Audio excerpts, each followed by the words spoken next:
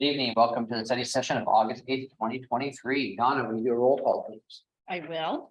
Councilmember Bode, Here. Councilmember Sherman. Here. Councilmember Gutierrez. Here. Mayor Nesco, Here. Deputy Mayor via Zoom. I'm here. Thank you. Councilmember McDowell Present. and Councilmember Peterson. Here. Thank you, Donna. You're Tonight, welcome. Public Works Director Jay Harris, along with staff from FCS group, has information for us about water and sewer rate studies. Good evening, Mayor, Deputy Mayor, Council, Jay Harris, your Public Works Director.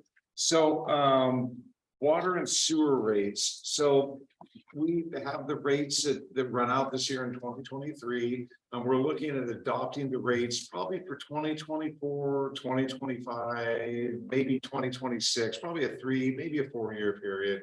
We can decide that later on the exact length of the rates. And so the drivers of the rate primarily are the capital improvement projects, which I met with you at the last study session and we went over the list of things. Those come from the comprehensive plans, a lot of them. A lot of the day-to-day maintenance projects are in there, but the actual bigger projects are in the comprehensive plan. And you guys, on the 15th, I will be bringing you both the water and sewer comprehensive plans to look at for adoption. And I don't know, they're about that thick. So I'm going to have a quiz in the middle of those and I'll pick a page to see if you guys read it. Okay. So anyways, we got that going on. So we have the capital improvement projects, and then another driver is just debt financing. We have some debt, more on wastewater than we do on water. And then another driver of rates is just our operations and maintenance, our people and our yearly budgets, you know, to keep the water and sewer systems running. So I got to you the capital improvement side of it and our maintenance side of it. Brent Armstrong here is going to talk more about on our operations and maintenance. How many people we have, generally, what do they do, right? I think it's just a good, 5 minutes, 10 minutes max to sort of go over what we do in the sewer and water systems, how many people we have. And then after that, we'll queue up FCS group that has their actual first presentation about their rate study. So Brent. Yeah, we will start off with the sewer position, give you a handout. And it's just kind of an overview on current staffing levels. So we can turn to page 3. This is the positions that we have that are funded and throughout the sewer and collection side. We have 11.7 employees. Currently, we have an unfilled position. We're working for budget and we'll figure out how we're filling that. Brent, how many operator 2s and 3s you have? These are people with significant training. They're not a dime a dozen. They're a little hard to find when they leave. He's been doing a good job bringing the people up at the plants, but I know you're an operator 3 or you're 4. You're 4. So counting myself, we have and we're listed here. The wastewater treatment plant supervisor. Chris Nord is a 3. We have Lucas Moody, who is a lab supervisor. He's a 3. Bart Hill is a 3, and Yasmin is a 3. And then we have Eric Ossett and Donnie Walker. They're working through the technician program. Eric is got his certification 1, and Donnie is working on that. And then most of the other positions are in our collection side. So they're in conveyance. So that's the piping systems in the roadways, storm drainage is part of it, and then sewer manholes, laterals, all of that. One other question I had. So on the actual plants themselves, do both the plants require a level 4 or Right now our certifications, the main wastewater treatment plant is a level 2, and the satellite water reclamation plant is a level 3. And that's just because of the different type of processes for the treatment water, even before we start. Okay, thank you.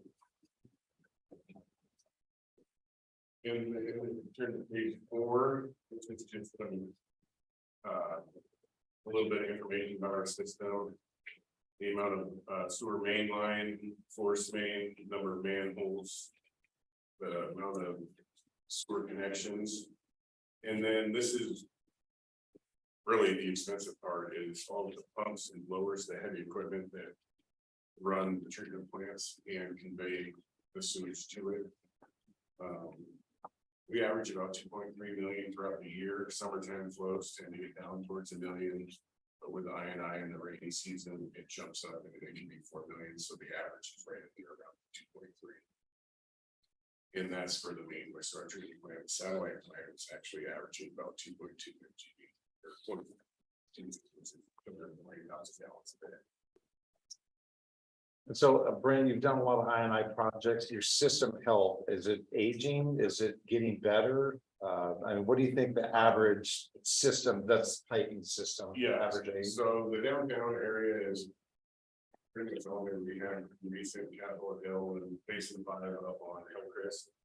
There's still a small section called Basin 4 on East Hillcrest that needs to be updated, and then the Angleside area and Don Creek area, it's really piping that that's where we'll be targeting with the new learning, things like that, to target some of those areas and smoke that thing. So, but yeah, and it's kind of funny because I've been here since the beginning of it all, and they're saying these plants are new. It's like they're 12 years, both of them are 10 plus years old. They're not new plants anymore. Parts are wearing, so we're having to replace things and do more maintenance. Page 5 is a list of wastewater sites. We have the main wastewater treatment plant, the water reclamation plant, we have 5 pump stations. Bonnie Glen, Capitol Hill, and Cascade are smaller pump stations, and then the 2 big pump stations, Front Street and Healing Park. As well as the spray field that we have to maintain, the biosolids building. We just purchased the future site for the North Shelton conversion lift station, so we maintain the grounds up there. And then we have the reclaimed connections for the state control and Washington corrections. And I'm not going to necessarily go through all these duties, but I just wanted to kind of give them as a reference on what our staffing is completing. And this will actually become a lot clearer too, and get more specific once the EAM system is up. We'll have the work order back to really get you an idea of what we're getting done. But yes, so daily site checks, as well as maintenance, lab testing daily. And we are staffed 7 days a week, and we do have an on-call person for wastewater at this point. But yeah, just these are some of the job duties, and then some of the monthly job duties are on the next page with both the permits, equipment calibrations, valve exercising, and the QA/QC is a lab testing to keep our accreditation. Brent, I have a question just a little bit back. Sure. So your site checks, what, for instance, tell me what you do at a lift, at the lift station, at a lift station. So we just go through all of our lift stations, make sure that pumps are in good order, nothing's been vandalized. You the do that grounds every are day? maintained, yes. And Okay, because we do have a SCADA system, but we like to go there and see if somebody's trying to tamper with the facility, get in there. We do have a lot of garbage removal down on Front Street. And just make sure that what we're seeing on the screen is actually what's going on. okay, all right.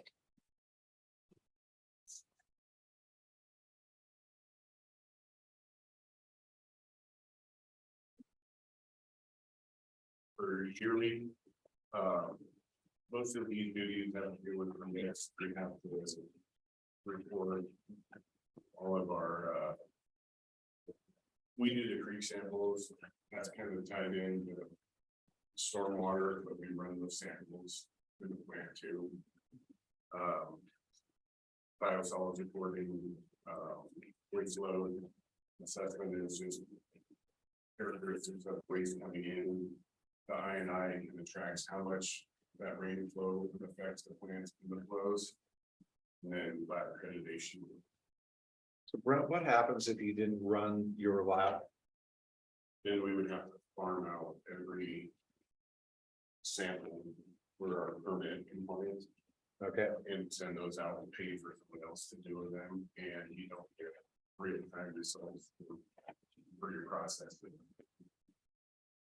what that We is make a when lot of things, adjustments off the, correct, when things are going wrong, they're doing lab testing to find out why they're going wrong. And I got into that a long time ago, that we went to contract lab testing and it didn't work out well, because depending on the test, it could take a day or two to get back. Well, you need to be fine tuning processes on the fly to keep you in permit compliance. and there are a few, for the nutrient permit that we send out, the water management, obviously, and it can vary from a week to 3 weeks on results. So is that you testing the water also in the tanks, in the water towers? Testing our waste stream as well as the influent and So the E. coli that was years ago in one of the water tanks, that was, Yeah, that's part of this one here, they're just going over next, Yeah, that's the water okay. system. all right, And we do some testing for water. how often do you have to do that? Across the nation, brings it in, it's leader every other. Okay. So, any questions on the sewer? This is the same sort of layout for our water department. There are budgeted positions and the unfilled position is a half time we just get rid of the waters. That's why I say the other half of the year is with FTE. The certification levels, I'm not quite sure what they hit on. I think it's a bit too. That you have that Mike, Matt, and Brady have, they may have their freeze. And then That's water distribution. and Roger, so, Yeah. they're all for them, but I'm not quite sure who's at what for the fire department. And then we have the operators that doing the few installs for, right now we have the AMI project and along with the reheating monthly and all the maintenance on the water system. Does the fire department have anything to do with the fire hydrants? Checking them? Or is that No, new? we didn't get the fire departments. And do the budget. All right.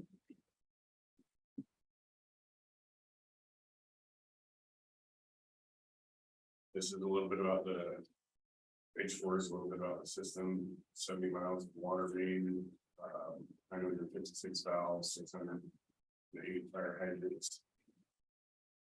470 or 4,754 services. 659 backflow. Average daily. 2 million. Would you be willing to explain backflow? Because I know a lot of people don't understand what that is. So backflow protection is basically a safety mechanism to keep the city's water system safe from residential and commercial industrial users. Prevents their water, so if they had a line break or some contaminant got into their site, they couldn't come in to the main water system. It stops that. Because we have a gas furnace, so every year we have to get our backflow checked. Yeah, and there's a whole list of things that can kick in what requires a backflow. It could be irrigation, it could be sewer pump. It could be a soda dispenser, anything that has the possibility to contaminate and cross connect our system. Okay. Page 5 has a list of the water department's tanks, booster pumps, well sites, PRV stations. And also the water department owns our shop facility down on Pine Street, so they can budget for maintenance of that facility. So the age of the water system is quite a bit older than the sewer system. The tanks, we just had the inspections done. Did you email those out? I haven't got it yet. Yeah, okay. You'll see those, they're actually pretty good news. You know, there's tanks at 1960s, 1970s, for the majority of them. And, you know, there's a few of them that need some work, but, you know, they're faring okay. Got a lot of cast iron water lines, which is older. We use ductile iron now. So those are lines that were put in the 50s to, you know, later 60s, 70s. So a lot of our hydrants are older. And so when you go to the comprehensive plans, they had significant projects for valve replacements, because you got to shut off sections of the system. Well, if the valves are from the 50s and the 60s, they don't seat well. And so you're shutting off blocks and blocks, you keep going farther and farther out. So anyways, the water utility has quite a bit older assets. The sewer, because of the I&I projects, a lot of those assets have been replaced. As well So as these. this is Pine Street, does that include houses and whatever, or just Our shop. the shop? Okay. Does anybody see anything different in their water around that area? Since the pipes are getting kind of old? No, there isn't much. What it is cast iron pipes just get more brittle with age. And when we have a break, it's typically during colder weather, or really hot weather. And we're seeing more and more cast iron pipe breaks. And that's where the valves are important first, so you can shut off that section and get a repair on it. And then where you have multiple repairs, it means that you need to replace that line sooner than later. A lot of the services have been upgraded to copper or PEX. And so that side of the business is doing pretty good. And we're working on the meter side of it right now. Can you tell me what PRV stands for? Yeah, that's a pressure reducing Pressure bulb. reducing. And that takes the pressure from a higher elevation zone and drops it down to a lower elevation zone. So it allows us to connect our tanks together that are at different heights.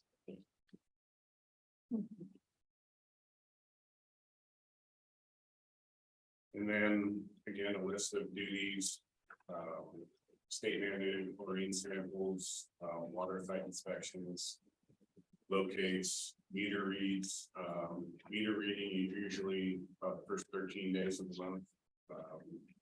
And hopefully that improves with our AMI being able to free up employees with that. Site maintenance, the water probably is the biggest thing in the city. So there's a lot of maintenance of mowing and keeping it nice. Backflows a lot. I mean, we have 2 specific jobs to keep up on all the backflow monitoring. And water quality.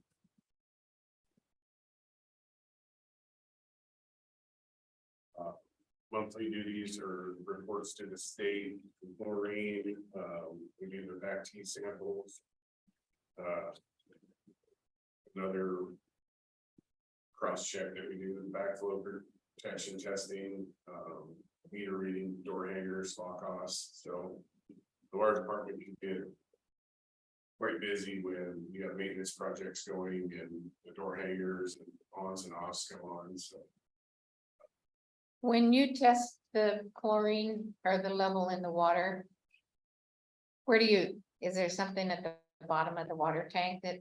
we have them at the well sites, and then we have a few distant sites throughout the city that I don't know specifically where they are. We have certain. Okay.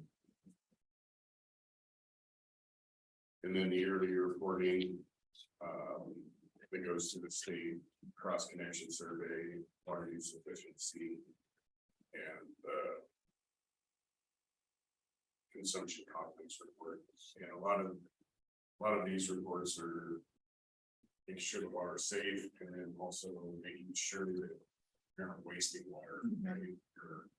And hopefully with this AMI project, we get a real read. We have leak detection that we can get reports on, and so we've actually improved our system in that over the past 10 years, lowering those levels through management levels that you have to be under. And then operation maintenance. These can be daily tasks to yearly tasks that just going through, and it's operation and maintenance and almost preventive maintenance at the same time. Go through and cycle these valves, do leak detection, tank cleaning, try and do the flushing, keeping our water, even though, so it's not stagnant in those lines. Is that what they're doing there? When I see the bleeding water down there by the pizza place downtown, sometimes they got water. Yeah, it could be, it's usually they're hooked up to a fire hydrant with a dispersion thing, and you'll see it, but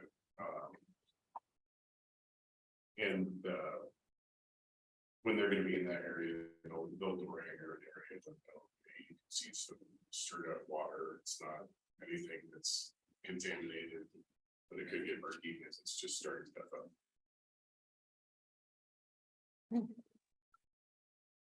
So any questions about operations and maintenance for sewer water?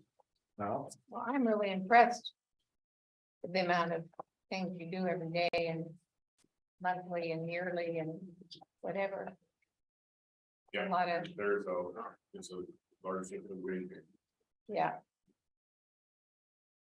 So next we have the great presentation from FCS Group. They're here. There's Avi right there. Good evening. Hello. So can you hear us okay? Yeah, coming through loud and clear. Can you guys hear me? Yeah. Alrighty. I can share my screen and get going on the rate study update presentation.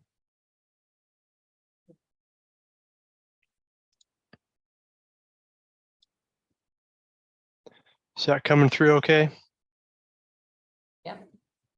Yes. All right. Tonight we will be talking about two different topics. The first will be the revenue requirement. And really when we use that term, all we're saying is, what does it cost to fund the water utility and the sewer utility? And as mentioned earlier tonight, that's operating costs, that's your capital costs, debt service on existing loans or bonds, and how does that compare with current rate revenues? And if there's a forecasted gap in expenses and revenues, what increases might be needed to close that gap over time? And so we look at a multi-year period, and then we come back with a comparative monthly rate survey to see where the city's rates are today, where they would be next year with the proposed rate adjustments. And the second item we talk about tonight is the general facilities charges. So these are different than the monthly rates that all customers pay. These are specifically for development as it occurs, as they connect to the water and sewer utilities. It's a one-time charge that goes towards offsetting the capital costs of each utility. And we don't have final results, but we have preliminary numbers, and we can share with you how they compare with your current GFCs, and also how they compare with other regional and other jurisdictions across the state in terms of the total water and sewer GFC through a comparative survey. So the general framework for the rate study, we take into account different policy items. On the left there, you can see fiscal policies. These are things like operating reserves, capital reserves, certain requirements related to debt service. It can be a balance of what's appropriate in terms of rate or cash funding versus debt funding. And then, of course, GFCs is an important part of that capital funding strategy. And those all impact the revenue requirement, which you see there on the right in those green boxes. So when you add it all together, the total revenue requirement takes into account making sure you're funding your fiscal policies, covering your operating and maintenance costs, and then those two bottom ones, capital expenditures and debt service. Now those are related in terms of cash, so rate revenue each year, as well as making sure you have enough money if you need to borrow to pay for future debt principal and interest. In order to pay for the water and sewer utility costs, there are monthly rates. What you see here on the screen, these are specific to single family. And so for the water utility, you can see there's a monthly base charge there, $16.46 per month for that smallest meter size. And then depending on how much water usage a typical customer might use, there's incremental blocks. So the first 600 cubic feet are charged a lower rate than the next 900 cubic feet, and so on and so forth. And then there is that city utility tax that goes on top of these charges. In the sewer utility, there's a monthly base charge of about $54, and then based on per cubic foot of water used in a given billing period, there is a charge for that as well. So it gives you a sense of how a typical bill is put together. Over the last 3 years, we looked at what the actual inflation has been. These are June over June inflation numbers for the last 3 years. So you can see, for example, back in 2021, inflation was about 5%. The water rates increased by about 10%, and sewer rates just under 5%. Whereas in 2022, inflation was just over 10%. You can see water and sewer rates were well below 5% there. So altogether, over the last 3 years, you can see that rate adjustments for the water and sewer utility have not quite kept pace with inflation. So putting it all together, how much revenue is needed? It's funding your reserves, fiscal policies, it's covering your operating and maintenance costs, and then it's funding your new capital projects, whether with rates or making sure you're covering existing and new debt service if needed. The next slide will talk about fiscal policies and kind of what they are for each of the city's utilities. One of these is the operating reserve, just making sure you have enough in your account to accommodate the ups and downs of day-to-day operations. You got revenue coming in at different times than you're paying your employees, paying for supplies and materials.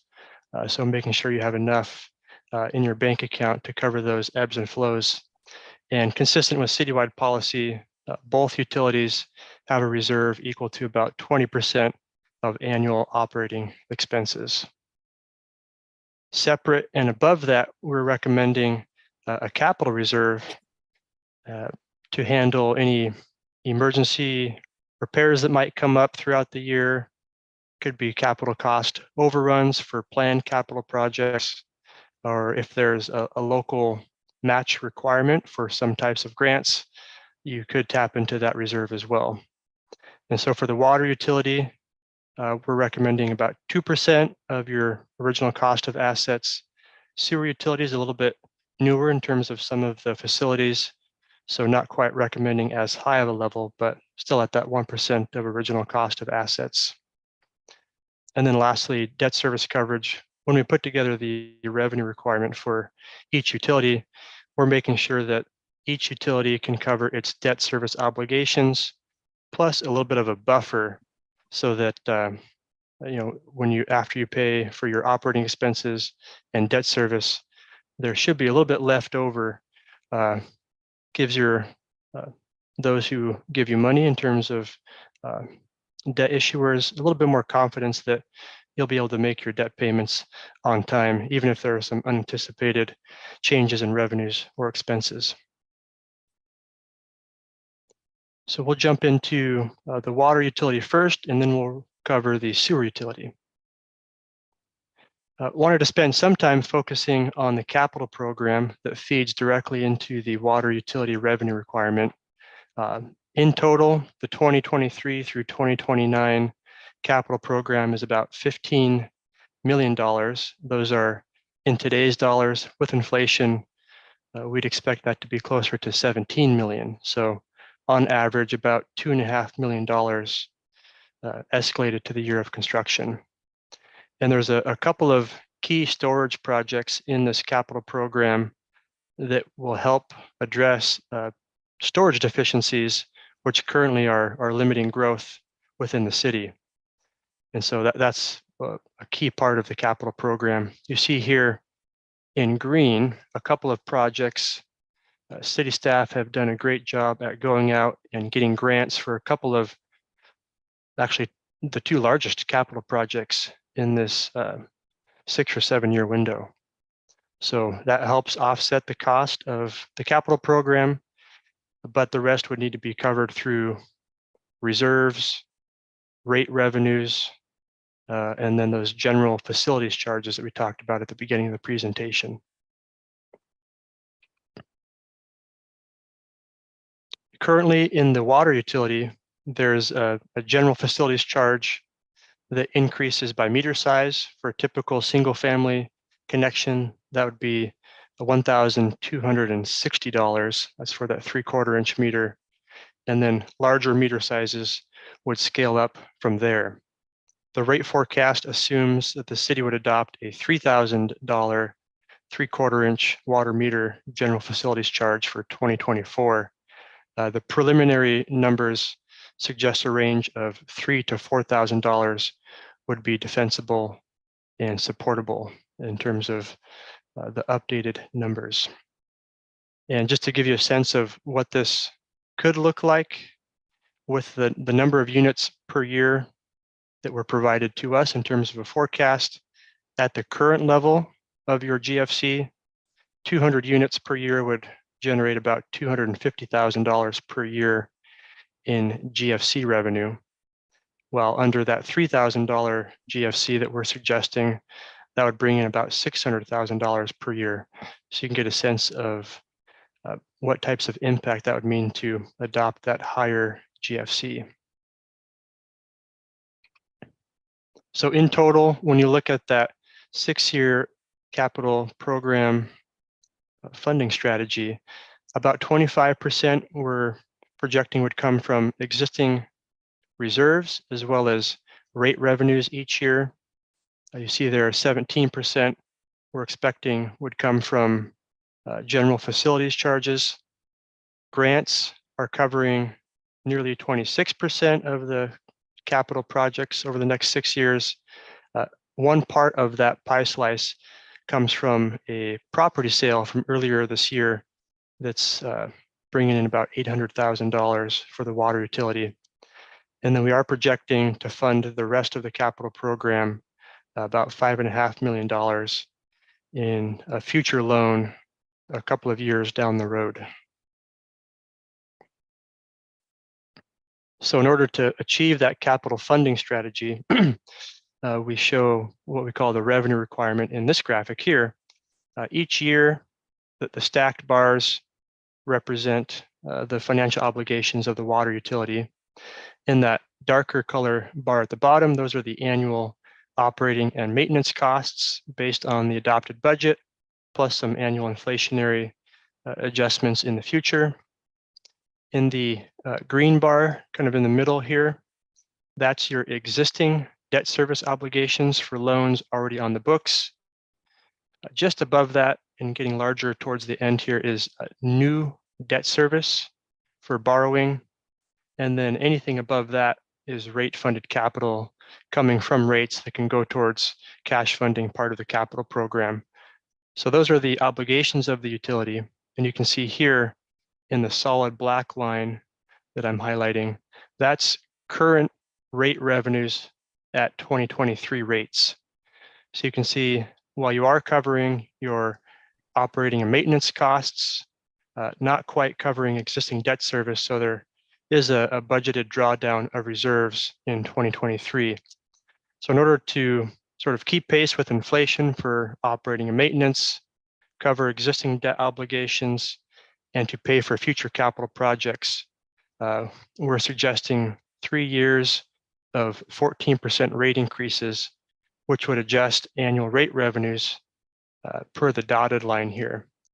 So a 14% rate increase, what we show here is the percentage rate increase in the top number, a typical monthly single family bill, and then what that increase is to that monthly bill. So in 2024, a 14% rate increase would increase a typical water bill from about $46 per month up to $52.54 in 2024. So an increase of about $6.50.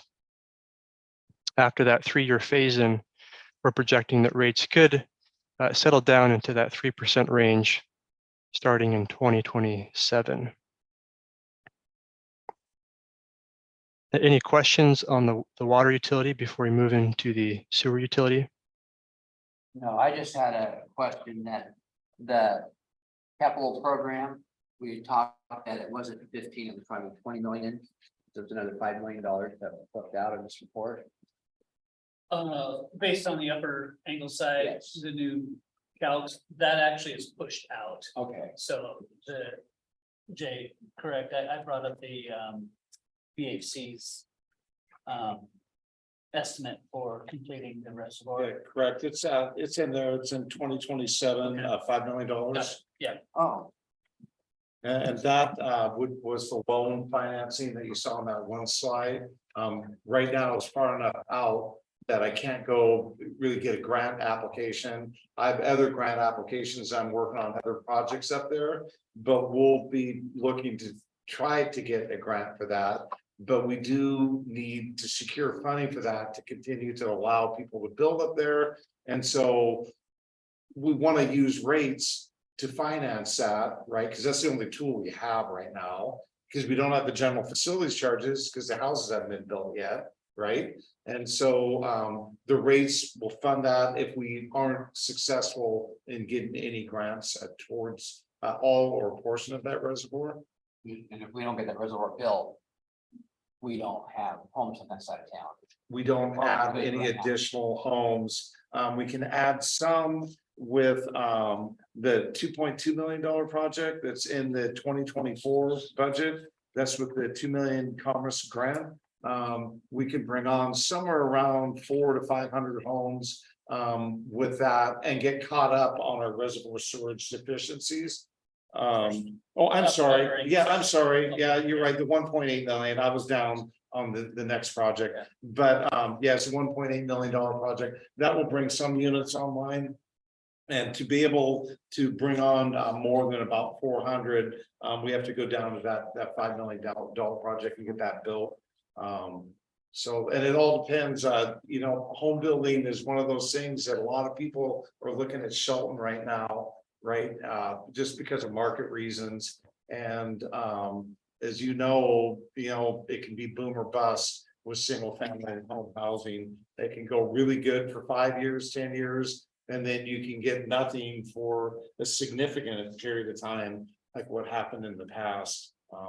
So we need to be prepared to, when the housing wants to come in, that we have the water services available for them, storage in the most part. We'll need another well at the end of the planning horizon.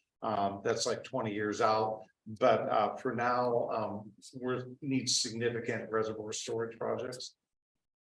I have a question, a crazy question. Back on slide 4, why is there a utility tax on the water utility and a utility tax on the sewer? If it's the same bill? Or if it's the same, two different projects, 2 different items? Utility taxes support the general fund. Okay. So I'm just wondering why that's not a combined utility tax. I mean, why it, there's one on water and there's one on sewer. Yeah, they're two separate utilities, right? They're two Okay. separate funds, or two I see.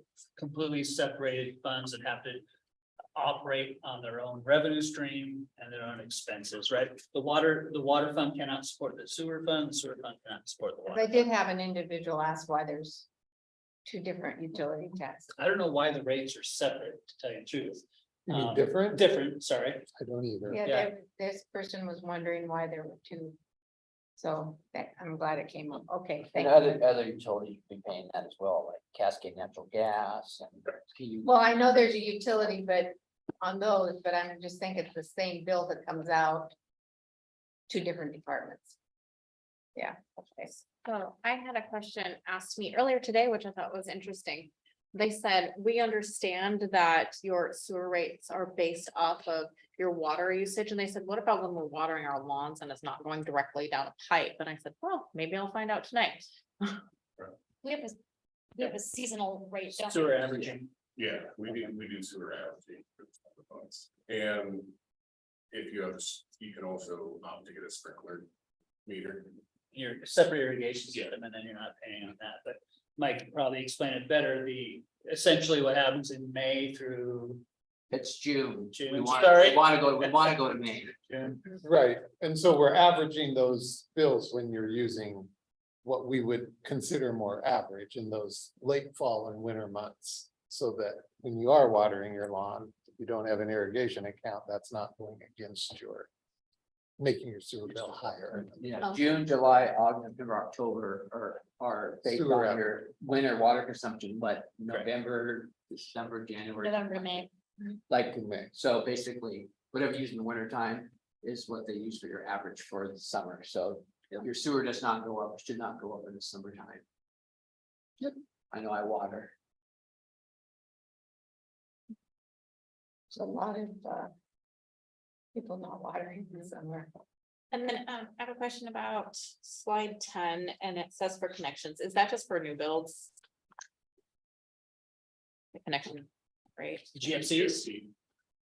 Yeah, under our current policy, if there's an existing meter, then GFCs wouldn't apply unless you increase the size of that meter. Okay. Right, but if it's a new meter set, the GFCs would apply. As well as, well, for both water and sewer, right? You tap. Thank you. Any other questions about water? Two things. So one of the 200 units here in the growth forecast, that's a number for an illustration, correct? That's not any tie to our historical data. That's just to give us an example of what the difference in the GFC rate would look like at that level, correct? Correct. So what we looked at with, Peacock Ridge, which is now called Olympic Heights, Coffee Creek and Bayview Estates. 3 to 4 years from now, we could, depending on the market, be at 200 units a year. We're gonna obviously ramp up to that very slowly, 50, 100, 150. Probably peak somewhere around 200 units a year for, I don't know how long, because I can't estimate the future. But pretty typical for that, for this size city to be in the 100 to 200 range. Don't think we're gonna do many more than that. And it'll be up and down a little bit, but that was for purposes of GFC revenue. And so GFC revenue, when it comes in, is not guaranteed funding, right? It does help us with the capital projects for capacity, like a new reservoir, a new well, or a new pipeline. But I can't count on that. I can't, say I got this project planned and I'm hopeful the building's gonna happen, right? I mean, I need the money in the bank, right? Can you explain on slide 11, borrowing 5.5 million, grants 4.5? Did you add those? Will those be added together in the amount of money we need? Yeah, that's in the revenue strategies. So the borrowing was for the reservoir project up in Angleside. Okay. So we can accommodate any future growth up there and finish that out. And then the grants have already been secured. And then also the property sale was included with that. I got it. Okay, And then on slide 12, we're looking at the rate funded capital. How is that calculated? Because it looks like it starts off much lower and then peaks at about what? $500,000 a year? Yeah, I can take that, Jay. Yeah, Thank you. So the rate funded capital is calculated by, when we increase our revenue with the 14% per year, of course, we have to cover our operating and maintenance, existing debt service, and any new debt service. Anything left over is our planned rate funded capital. So the rates are set in a way to cover your cash operating expenses, borrowing costs, and then intentionally set to also throw off a little bit of revenue to rate fund part of your capital program so that you're not overly relying on debt or GFCs to pay for all of it. And it looks like over the 5 years that are shown there, we're looking at probably what? 2.5, 2.2, 2.5 million? Ballpark? I can look right now on my other screen and give you that answer. Thank you. Okay, so with that rate plan, we're looking at water utility. Yeah, about 2.75 million or so over the entire study period. Thank you. Get Deputy Mayor Schmidt if he has a question. Joe, do you have any questions or comments? Not at the moment, other than I'm not necessarily opposed to what's been presented thus far.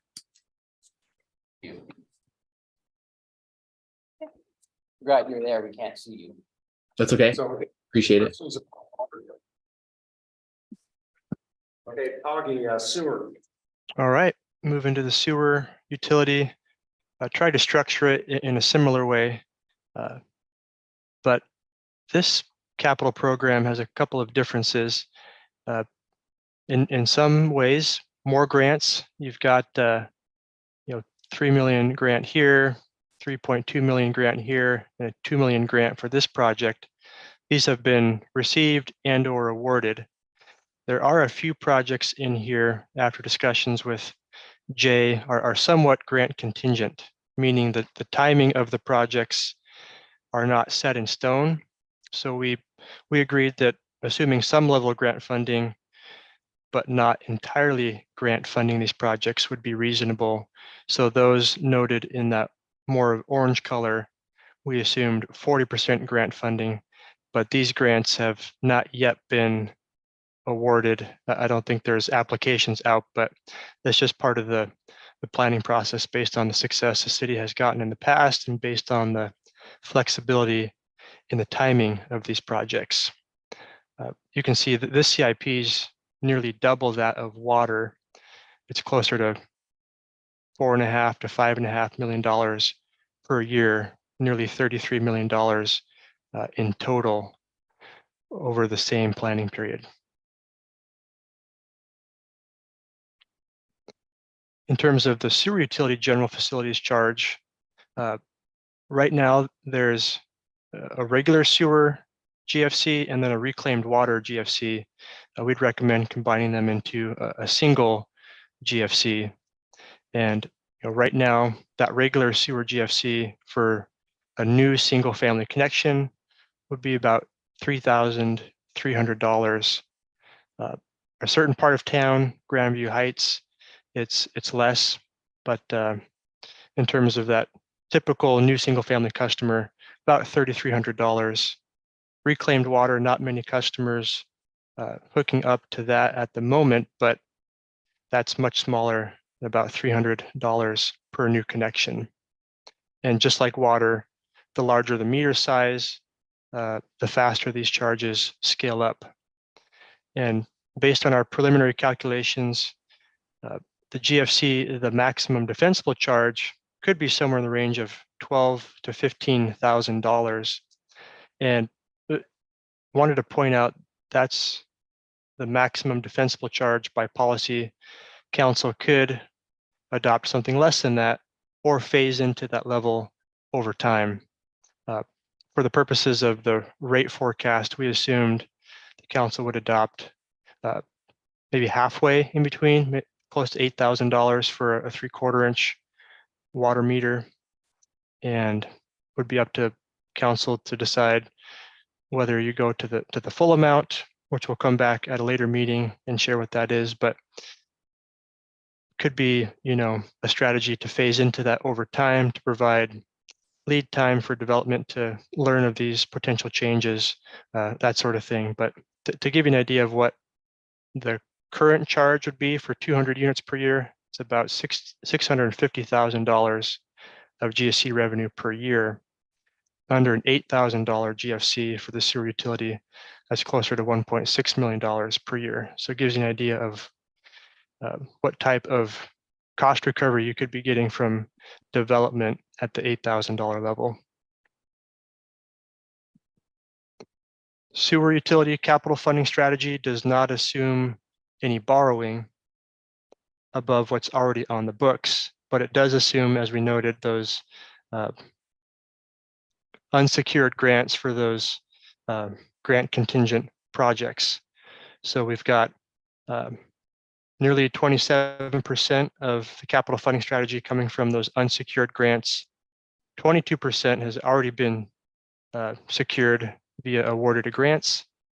About 20% would come from GFCs, new growth as they connect to the system.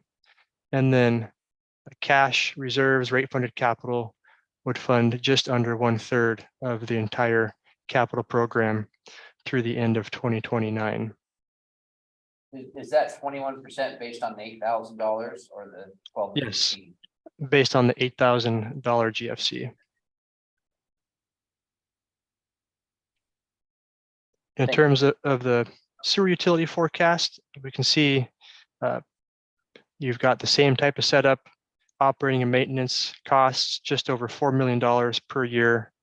We've got, as Jay mentioned earlier, quite a bit more existing debt service on loans already taken out, which adds nearly another $2 million. And then anything above that would be rate funded capital. So you can see with our annual 4.5% rate increases that are being proposed, you can grow that rate funded capital over time.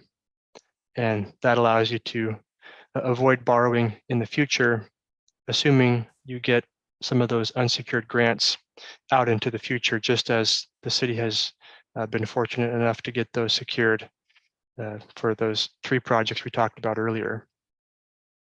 And then I wanted to point out towards the end of the forecast, one of the city's loans is paid off. So you can see the existing debt service drops in 2029. So that might be a good time to double check a few of the numbers to see if how growth is doing in terms of new rate revenue, new GFCs, and whether or not that level of rate adjustment in the future would be needed when that debt service drops off in 2029. Any questions on the sewer utility before we hit the concluding slides? I just have a question for whoever. So if the GFCs were 12 to 15,000, would that reduce the need to raise the regular rates? Or because it said sewer revenue requirement on the 8,000 GFCs? It could, assuming we had good growth actually happened, right? We don't have any imperative sewer projects that are limiting growth right now, like in the water utility. So over time, yes, it would definitely help out the capital part of the sewer program.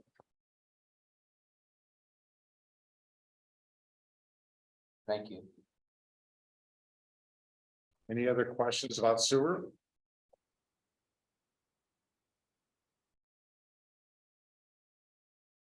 Okay, we'll move on to the conclusion.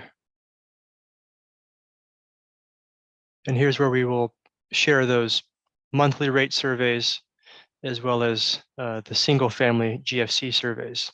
The first one here is the monthly single family rate survey. We've got water bills shown in the darker blue color at the bottom, and then the sewer portion of the bills shown in the green color on top. And we worked with Jay to come up with a list of comparable utilities, and then also added some regional utilities. And those comparable utilities, we looked at number of residences, whether or not they had their own sewer and water treatment plants versus a regional sewer treatment, for example, with Lacey, Olympia, Tumwater. They have it hooked up to a regional treatment service. So it's a mix of regional cities, also a mix of those maybe more comparable utilities, similar size, going through similar types of things. You can see their typical single family customer in the city of Shelton paying about $160 per month. With the rate adjustments proposed in the presentation here tonight, would go up to about $170 per month. In contrast, the city's single family GFCs, these are one-time charges paid by development upfront, are at the opposite end, on the lowest end of the survey group. You can see here the current charges add up to about $4,500. The next closest would be Washougal, Monroe, kind of in the $11,000 to $12,000 range. And there's quite a few in the region that are in that sort of $15,000 to $16,000 range. And Lacey there at the top, about $20,000. There are a lot of caveats to go along with these types of surveys.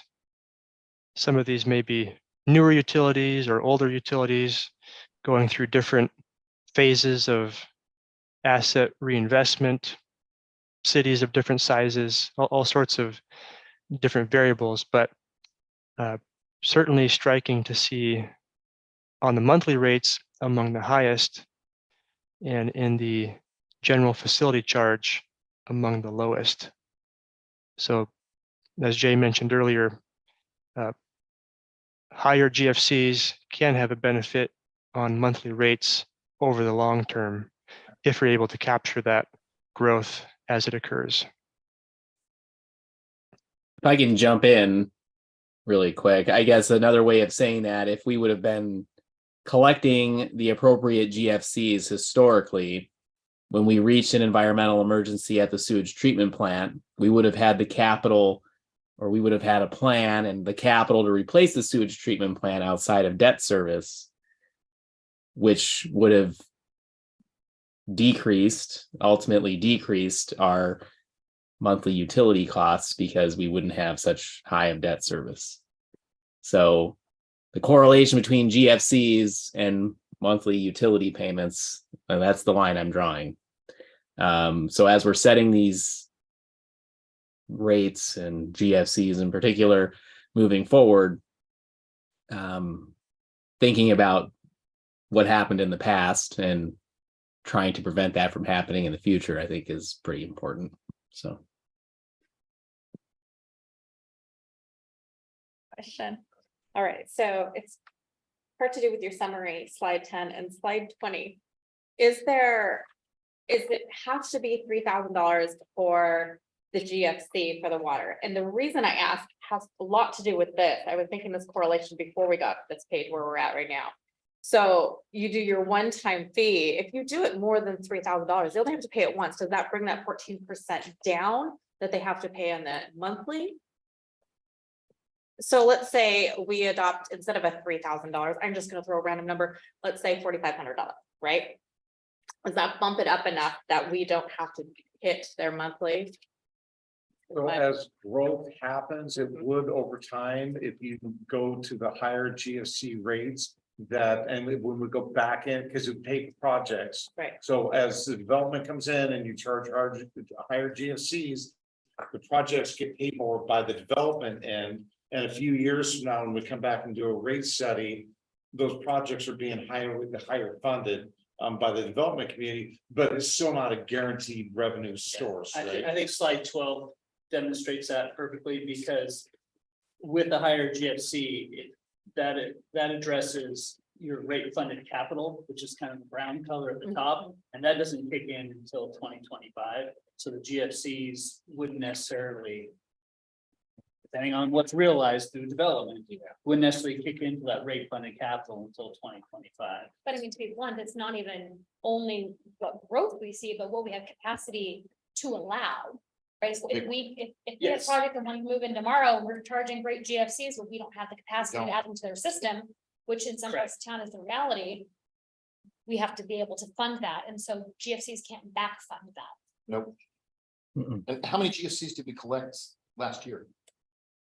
I think, I know there's about 11 single families, well, there's a couple duplexes, I believe, so it was, Less than. and I don't know about business. Couple fast food We restaurants. can certainly get that. Gotcha. Well, that wasn't the last year, I don't believe, right? That was Before a while ago. 2 years, Yeah, exactly. Time flies, Um, but I'd hasten to guess, you know, if it's much more than 25. Okay. So I mean, the difference would be about like $130,000 from what we want to raise them to what we would have collected. We would have collected about an extra $130K You know, if we did 20.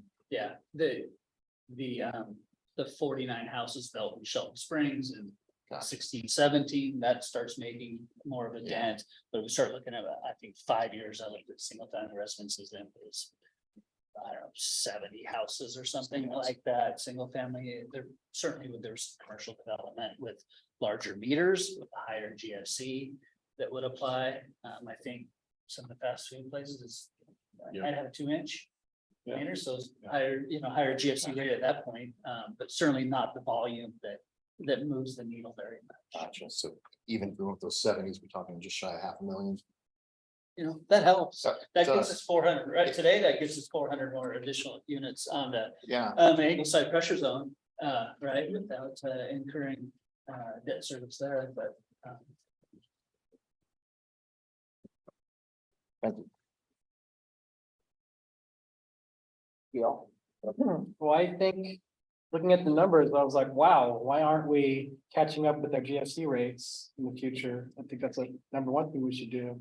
And secondly, I don't know if we can somehow ameliorate the 14% punch in the gut for the next 3 years to make our 3%. So that's my feedback. It's like, we can only get to the Lacey and Tumwater rates if we have high GFCs in the future. So I'm just concerned about the punch in the gut for the next 3 years for 14%. But It'll be more than that, though, being realistic about it, just running those numbers. Look, if we do 25 a year, we're gonna collect an extra 130 grand a year. right, 140 grand and a we're year. hoping for 200. So I mean, when we have the development, we can afford to bring in that because we have the water capacity. I mean, there's people waiting in the wings that want to come in and do 200 homes. But right now, they can't start breaking ground right now, even if we wanted them to. We don't have the capacity. so we need to have a plan to have an increased quantity and keep our quality of water for future development and for bay oysters and for whatever we use just living here for our clean water. So I think in the future, it's prudent for us to start thinking about how can we capitalize, get more grants, maybe get our grant writer to get huge grants, to get huge water projects, to get our 200 units in here per year, and then eventually in 5 or 6 years, get our water rates to a level where we're competing with the other municipalities. Well, and you know, I mean, you hit a good point that when you add more users to the system, you have more revenue, right? And then hate to use the word, but we're socializing the risk or the cost. Correct. You're dividing the So cost. it's like insurance rates, but if the insurance rates will go But down then- if we have more people in the system. Adding GFC, adding new building and everything, that just puts a strain on our sewer plant, so then we have to build that out. Yeah. And But that's you know, what's doing, Yeah. it's giving us capacity. to some do of that. us remember our GFCs were up here around 11,000 or even maybe more and lowered them for an experiment back in what, 15, 14, 15 to try to spur growth. It didn't spur anything. I mean, Yeah, a little. but timing on the real estate market had a lot to do with that as Yeah. well. So I mean, it's, Yeah. there's other factors than just that. I mean, like, if we had our GFCs, well, we still didn't have a lot of building. Yeah. No. So it's, There is a direct correlation between the GFCs and the rates, but it's just not as immediate. But it is long term, Yeah. all right? It It is. is. You can look at the one with the higher GFCs and you put over to the rates. And Oh. they're all on the low end, but that wasn't overnight that they got there, so those Right. rates have been set higher. for a long time. Well, I'm comfortable with the recommendations and I'm comfortable with them. I mean, I think we should move forward with them. But also I'd like to look if we could maybe find some kind of program for senior discounts a little bit cheaper than we already do. You know, I think it's gonna add, you know, down the road is by 29, it's gonna add quite a bit to the bill, so. I mean, we're looking at just the base rate plus the utility taxes going from roughly 171 to 239, so it's about a $68 difference. Start to finish at the base rate. But yeah, I'm comfortable moving forward with. That's what we want to hear. We want consensus. Obviously, this is a public hearing. We'll have a public hearing. We can have another study session if you like. So we want to garner your feedback, want to garner some options, want to be able to provide you more information that we might not be able to provide you today. Answer all your questions again tonight, though, and then bring this back to you, whether it's a study session or back for a public hearing. I think we tentatively have it slated for September 15th. Does that sound right, Jay? The September 5th. Yeah, sorry. First I meeting in understand. September. Yeah, but And then certainly. the second hearing will be what, the 19th? Certainly there is some information we need to have forward to us so we can budget appropriately, right? And we need to have to make some decisions on levels of service. If we don't meet some of these recommendations, we have to address, you know, our day-to-day operations, obviously. And not to mention potentially those long-term capital projects at the same time. So we need a little planning. If that means if we kick it back from September 5th, we're happy to do that to meet the council's needs. So we're happy to take any comments, questions. So if we find more grants, our debt service will be lower in the future too, because we won't have to bond anything. Yeah, we offset, you know, the CIP costs, right? But by a grant from what we anticipated to pay for through rates or GFCs, absolutely, it could So it would very well It reduce that. behove us to cooperate with our local municipalities and get these big water projects going. They're competitive grants. We've had some good luck with our state delegation over there, like most recently, the $1.8 million for the upper Angleside booster zone. There's no guarantees. We're going into a session that's you know, the interim, I guess, you know, is 1 year out, so there's not as much money available through the state legislature this next term, so we can cross our fingers, we can ask for some funds, obviously, nothing we can. I, for one, want to make sure that we have a huge quantity of water and of the best quality of water, and that we increase our department size to have the capacity to have more projects come in and raise the number of housing and the tax base and the cleanness and while maintaining the uniqueness and the cleanness of our water systems here. That's my direction, and hope we can go towards that. So I think think it's it's more more- okay moving forward with these recommendations. Yeah, Okay. I have one more question, if I may.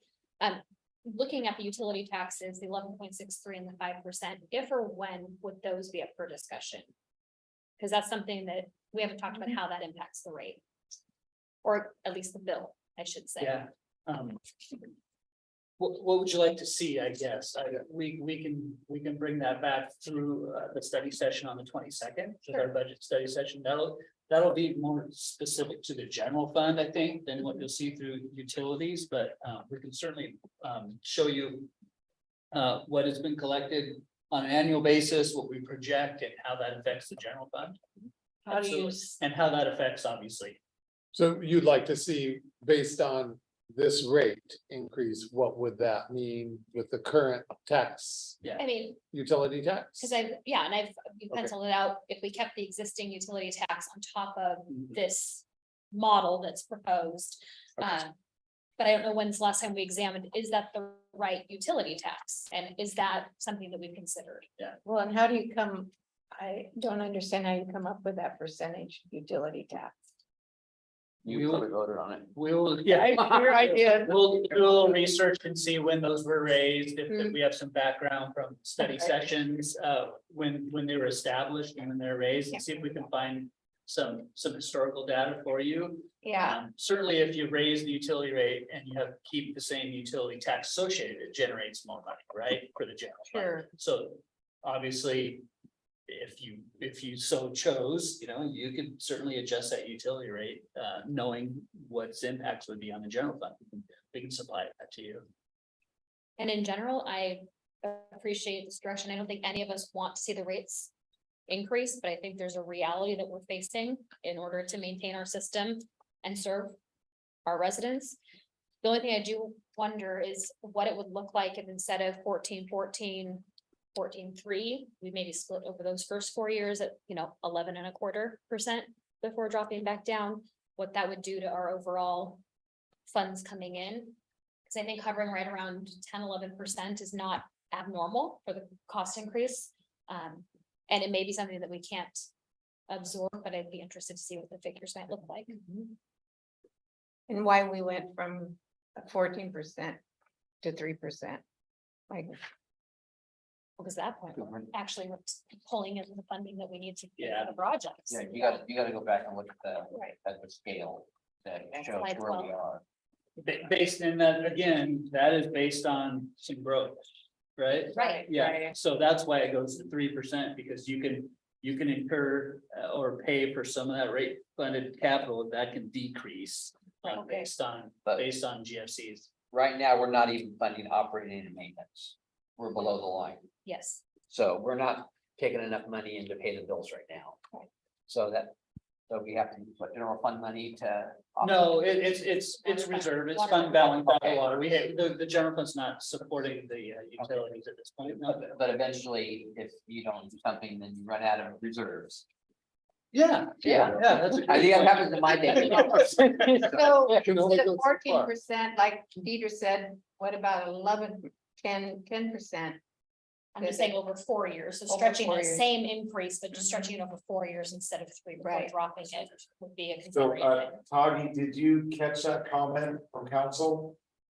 What happens if we just Yes. stretch it out to year 5, that sort of thing, and, smooth it over a longer period?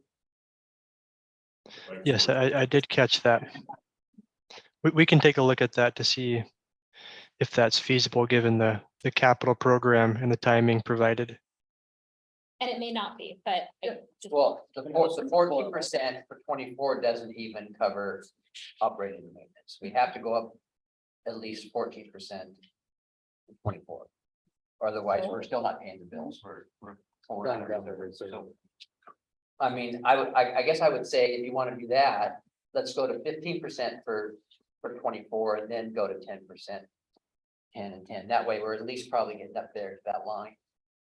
Because there's gonna be, Does that make sense? people are like 14%, that's. Yeah, I mean, Oh, these are all hard numbers for me to look at. Okay, so. I'm looking at this with somebody who pays more than a dozen plus water bills a month, and they're gonna go up 14%. I'm looking at somebody who builds homes in town who's doubling my GFCs. We get it. These are hard numbers to swallow. Yeah. I look at the data and I understand it.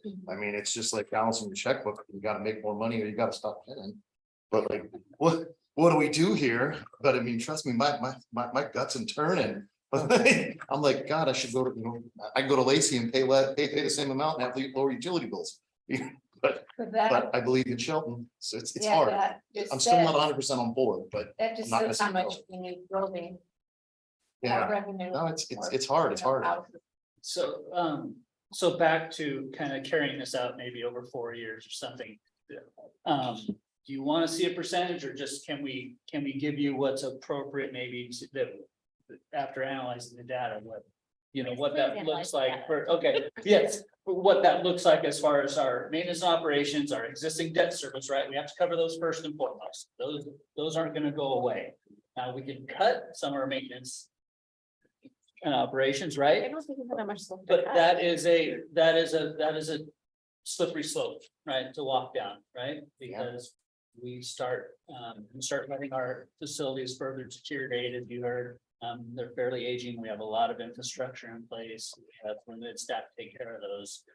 We start walking the fine line. So I I would mean, recommend that. I had someone say to me the other day, why is everything looking dry and grungy in Shelton, around Shelton? I said, well, it may get worse, but we had to cut services. We've had to cut things back. When you do that, that's what Well, happens. most of those areas are general fund areas too, Yeah. right? They pay the same utility rates that commercial and residential customers do.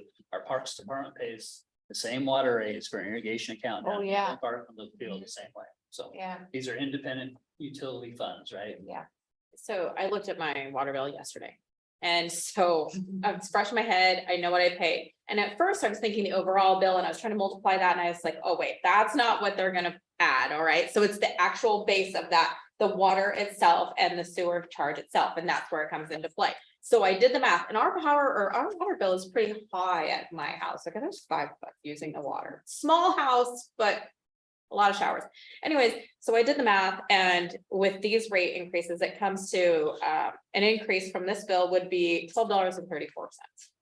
I can handle that if that means we have the services that we need and I hate it when we're in the red. And to piggyback off that, Sharon, I think one other thing that we have not looked at recently is the, I guess, community funded needs option on this. Like, is there a roundup option on the bill? Like with your PUD bill that goes to the project share. I know we used to have a Citizens of Shelton, we had little pamphlets in our office for a long time. Yeah. But you Support our Sheltons. yeah, support our Sheltonians program, but I don't know that we're necessarily utilizing it, because there's a lot of people who would probably say. Round up 8 cents. Yeah, round up whatever. 92 cents, whatever, and granted, again, it's not a lot of money, but that might allow us to look at something like Marianisco was discussing. In providing some offset for those in our community who need a temporary relief. It adds up. It does. And I did want to comment too on the new infrastructure taxing, the treatment plants and stuff. That's usually not realized until further out, so you have some time to catch up because it's a tight line system, it's brand new, it's not leaking in and adding infiltration. The water pipes are newer, so there's not as much maintenance. Like a new car. Yeah. I'll go back to that. I think we just need to adopt what was recommended by FCS and just be. Get a result out of it. Well, I'd like to out of see the those- red. I'd like to see those numbers and I personally don't like them. I I don't think anyone likes them. but, you know, I think we need to do it. And the GFCs, I think, do need to go up. They were lowered for an experiment that didn't work and, But you tried it. you know, we tried it and. Let it go quite a few years. I mean, like 7 years, I think. And we 70 homes in 7 years, so. Average 10 homes a year. Average, it wasn't homes a year, but, you know. It didn't work and now we can't build infrastructure because we don't have the money. And we don't want to borrow another $50 million for a treatment plant in 10 years. And if we don't do something, we will be borrowing $50 million. To do that, so we need that water tank built in the next few years and, Yesterday. yeah, it's gonna take 3 years, even if we decided today to build a water tank, it's gonna take 3 years, Jay said. So, So my rate increase would be 2 coffees. what did you say? our rate would be 2 copies, 2 coffees a day. but, so I think that I would go ahead and go with the recommendations. I don't know about everybody else. But it sounded like you wanted to increase that first year to cover cost. Well, I'm saying that if you wanted to go 10%, we should do that 15, but this recommendation from FCS and police staff is comfortable with these recommendations as well, and we should probably just go ahead and do them and be done with it. We're comfortable with the data, Yeah. right? Let's be clear, we're not comfortable with the rating. No, Right. right. It's not something that I'm not comfortable. we relish bringing to you. We're comfortable with the data. Yeah. Jay and Brent have worked really hard on this as well as other staff. We have all the confidence in the FCS group and the information they're providing to us. We're happy to manipulate that if you want to see that worked over, a longer period of time. We certainly can bring that to you. Absolutely. It's not a comfortable situation for staff either. We feel the same way as council, but we're comfortable with the data. And thank you for making this process very data driven. To be able to show exactly what the need is, how we can fund it and why this has to happen. I think 10.5% over 4 years is the easier pill to swallow than 14% over 3 years. Like I Um, said, though, 2 copies. Just, I mean, Psychological for the customer. but I don't know if that, I think we Will want to that- show you that though, Yeah. right? See, like, I it's hate to make Show that. where it moves. Yeah, I'd Yeah, like- I hate to just say that that's, Yeah. that's the way to Yeah, go I'd like unless to you, see unless it. you kind of see it. I want to what see it that, does. I'd like to see the numbers that are just going, I know, Yeah. I heard that from Councilmember McDowell, heard that from Councilmember. I'm okay with, Peterson. with the mayor, but I prefer looking at the compromise. Yeah, We have to look at it. Small- It's not feasible, but. Okay. well, Yeah, I'm it's just not looking at feasible. just the maintenance operation, 10.5% a year for even 3 years doesn't bring us, doesn't cover maintenance. It doesn't, it's right there, there's your. Well, we data. can bring it to you how it affects the fund balance, right? Yeah, I would like to see We it. go 10.5, it comes with 42. If we go to 11%, we get the 2% break. I don't know. Is that okay? You'd like to see it at least? We can see it, Should we yeah. do it? I'd like to see the GFC for water be a little bit higher. Okay, I believe they're still analyzing that a bit. They are. correct? Yeah. so- Yeah. And so with the GFC for water and sewer, they both have the potential to go up a little bit. I know on the sewer end, they were in the rates, they have 8,000 Right. in there, and it can go up from there. I mean, you said the historic one was 11,000 around, which is comparable to a lot of the other I cities. think it's a little more. Has to be defensible though, right? It has to be matched to our CIP Absolutely. program. This can't be an arbitrary number, it has to be matched to our CIP. Correct. So we wanna 100%. So if you don't mind, can we bring this forward at the 5th and you can look at them both? Are you comfortable with that, not having another study session I'm comfortable. to see that? Yeah. And see it at the council meeting? Under business item or? Yeah, under business and a public hearing and. I'm with Councilmember Sherman. If we can go to 11,000 and justify it, let's go. I was talking about water. You're talking about sewer. Okay, well, either. Okay, Well, yeah, and it gives you those in here, it's the justifiable right now, they're gonna fine tune it, but it's up to 4,000 for water. Now you're pushing. So, I mean, just, Well, but that's, you guys get to set that. I'd love to see those slide up too, because I mean, we're gonna throw them on these first couple of years and Yeah. it's not gonna be a big developer that gets hit with that. Yeah. It's gonna be the one-offs. But if we slide, as we come closer to the time where we're close to being able to build a water tower, we're close to being able to get that, it starts kicking in now when the 200 home guy comes. We're stepping into that where we actually realize big capital, Yeah. not hitting the 20 people a year that are building homes. Yeah. Cause that, what happens with that goes to 10 people now, we're still right where we were. Yeah. So I mean, Correct. just like if the 2016 one, would we have built 70 homes in that amount of years, or would we built 35? So, cause it's a significant increase, and you're doubling what those GFCs are, you're now taking it up from $10,000+ to almost 20, because by the time you start going through all the fees that you're paying, not just GFCs, but all the other fees to get water, sewer. I mean, it's a substantial increase. And home values haven't shot up, interest rates are high and possibly rising again, we're not in a frenzied market. So just maybe a slide on that. To where we're hitting $11,000-12,000 in 25, 26. is that for both water and sewer? That would, I mean, Conceptually. we're all throwing things out, so Yeah. I mean, I'm gonna throw out one. Conceptually, that's why we're here. So you're talking about aligning it essentially with the build out of the system. So as we have capacity to add that to the Yes, system, then the because- GFCs would take on a greater role. Correct, essentially. because I mean, if we're gonna have 200 GFCs in a year, heck yeah, we want $11,000, but Yeah. we're gonna have 15 or 20. Yes, we will realize more capital on that, but once again, we're going into the speculation. We now only have half the people building homes, because now why am I gonna do it here when I have to pay the same amount as I pay somewhere else and get cheaper utilities?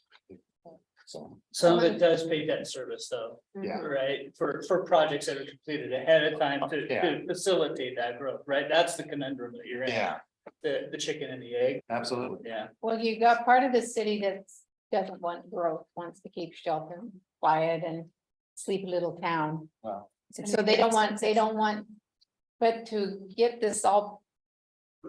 To get it where we need to be, we need that revenue, we need the houses, we need the Yeah. GFCs. We've we got a need- great Venn diagram we can share with you that shows, low rates, no growth, and in the middle of that Venn diagram is basically, impossible, Right. That growth has to spread that burden amongst the ratepayers.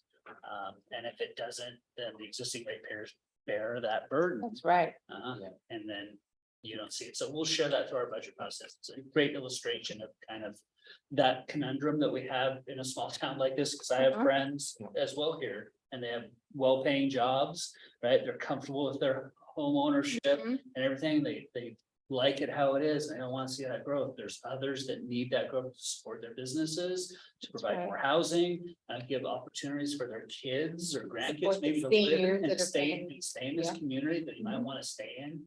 We need job centers, we need that economic development. Yeah. That all hinges on infrastructure. Water and sewer are critical. Here, here. You know, we met mayors and council members, last year at EWC that haven't done half of what we've done. They're looking, and some of them were looking at having to borrow $100 million. And some cities are smaller than ours. I mean, we don't want, we don't want to. No, We don't want to do definitely. that. I'm not here fighting to keep us in the forties for rates. It's just, Yeah. I do look at it from a different side. Not one of you are gonna pay these fees probably ever in your lives. And if you do, you'll do it once. So I'm talking about the guy that's doing it 3 times a year, 4 times a year, and that is his livelihood. You've just literally taken a quarter of their profit away from them. So it's a balance. And like I said, I mean, it is different when you're spreading it out over a 200 home project and you're having those costs come in. There's because the people that are developing in Shelton aren't multi, 8-figure earners. They're people that are flipping a house or selling a house and they're making $40,000-$50,000 off that before taxes, not $250,000 off that. So when I'm making $50,000 and you're taking $8,000 more away from me, you're denting me. It almost becomes cost prohibitive as a small investor. So, do Be we? nice if we get all these small investors now to actually use these infill lots that we've waived. GFCs on and get some houses built Yeah, on no, them. and I Yeah. agree. But, yeah. I'd love to see more too, and I don't think that the solution to that is, let's cut it more, because we can't do that, but. But if you're flipping a house, it's already there, so you're not paying that again, right?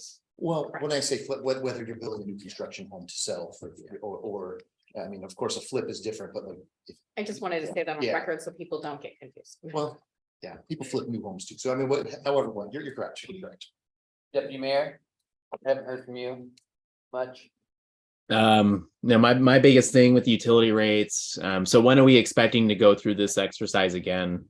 I guess. How often? No. How often are we doing rate studies for water and sewer? 5 years?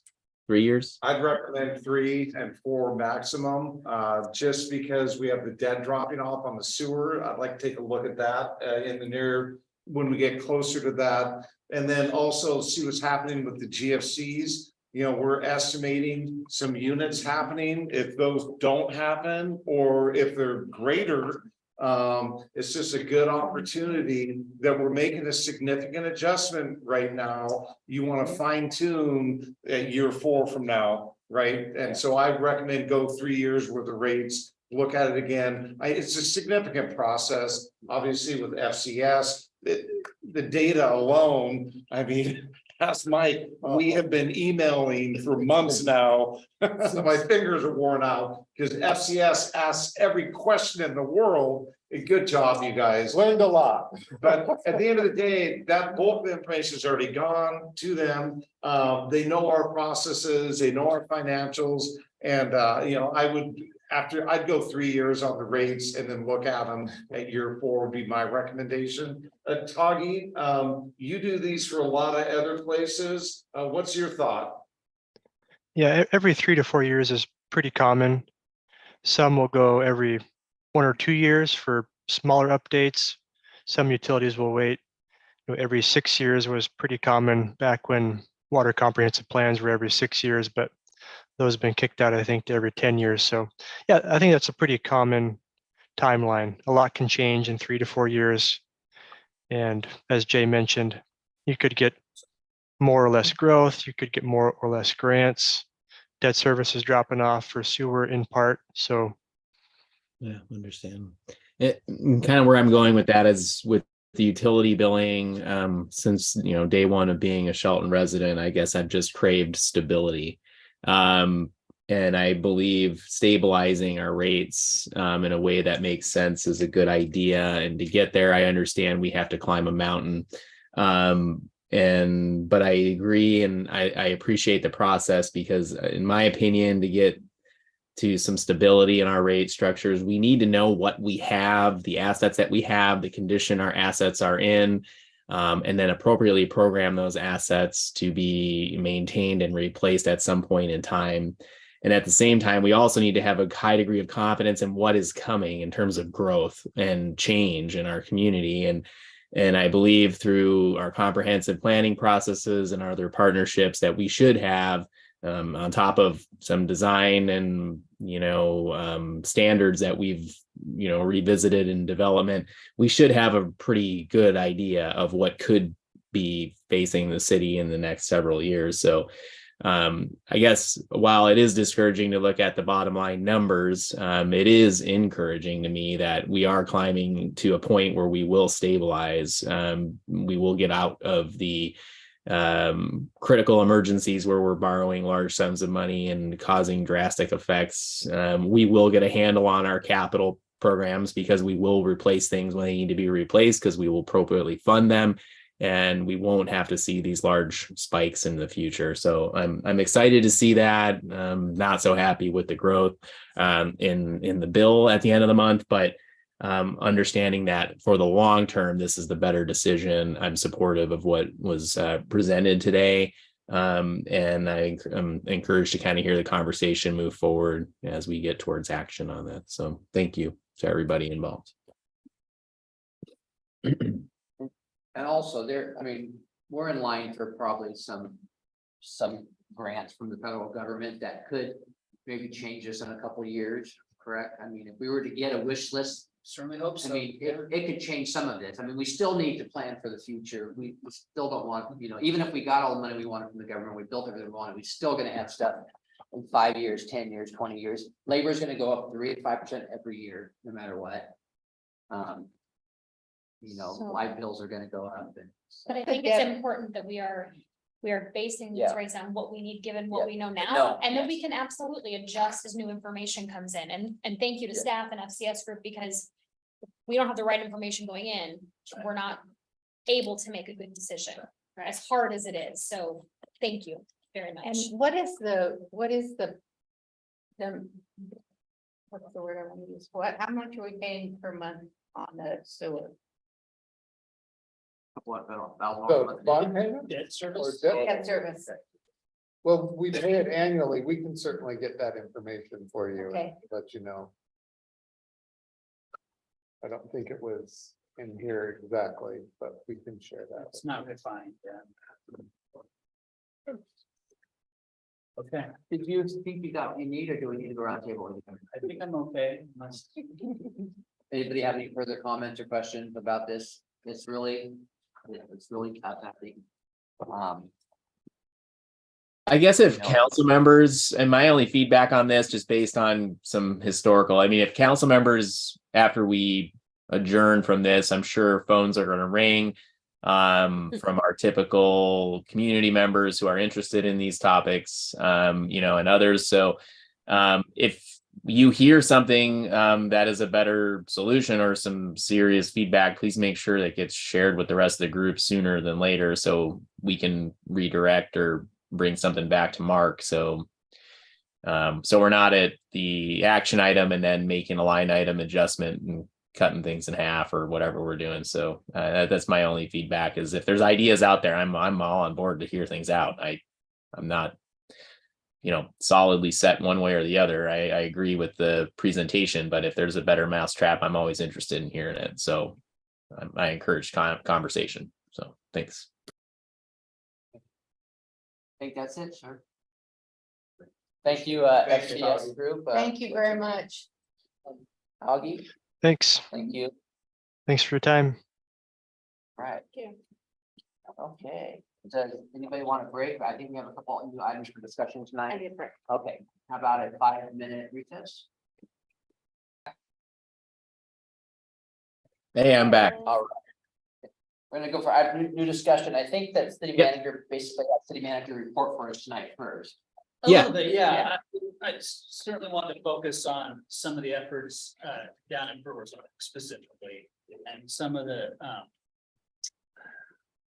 opportunities the city's taken with some of our local service providers. So I know that it's been a topic of conversation, both publicly and and I think privately amongst community and rumors and everything else. So we want to make sure that we want to communicate with you, the council, and the public that it's not being left or unaddressed necessarily. I can tell you in the last week and a half, I've had 5 meetings amongst service providers, and then some activity down at Brewer Park. When I see activity, I mean coordinating with Crossroads Housing, Community Lifeline, Shelton Youth Connection, our local police department, our existing city staff, and in providing some cleanup. We've taken about a half a ton of garbage out of there over 2 instances, last Thursday and just yesterday on Monday morning. Our local service providers have provided outreach to the individuals down there, give them opportunities to take advantage of some of the services here, provide some intake as such, and progressively work with them to try to find a better solution for them rather than what's happening down in the park now. We have some great service providers and the agencies I just mentioned. They're really engaged in this. They have limited resources to a certain extent, but there are some resources available. Community Lifeline has some beds available at times. The individuals are being offered those beds. Not all of them are taking advantage of those beds. So that's when the decision-making process comes in, right? We have a camping ordinance, we have some park regulations. So what happens at that point if we go to a level of enforcement where people aren't taking advantage of these opportunities? Where do these individuals go? What's reasonable for them, right? Because they're dealing with situations that I think that are hard to fathom, hard for us to understand at all times, right? We have people dealing with mental health issues, substance issues, chronic homelessness, abuse, and things like that, that put them in these situations. So we want to be strategic. We want to be as thoughtful as we can with these individuals, but we also want to lessen the impact and residual impact as it moves outside of Brewer Park into the community and the neighborhood.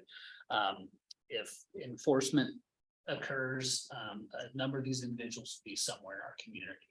And so how does that impact our downtown, our residents, our business community, and our first responders?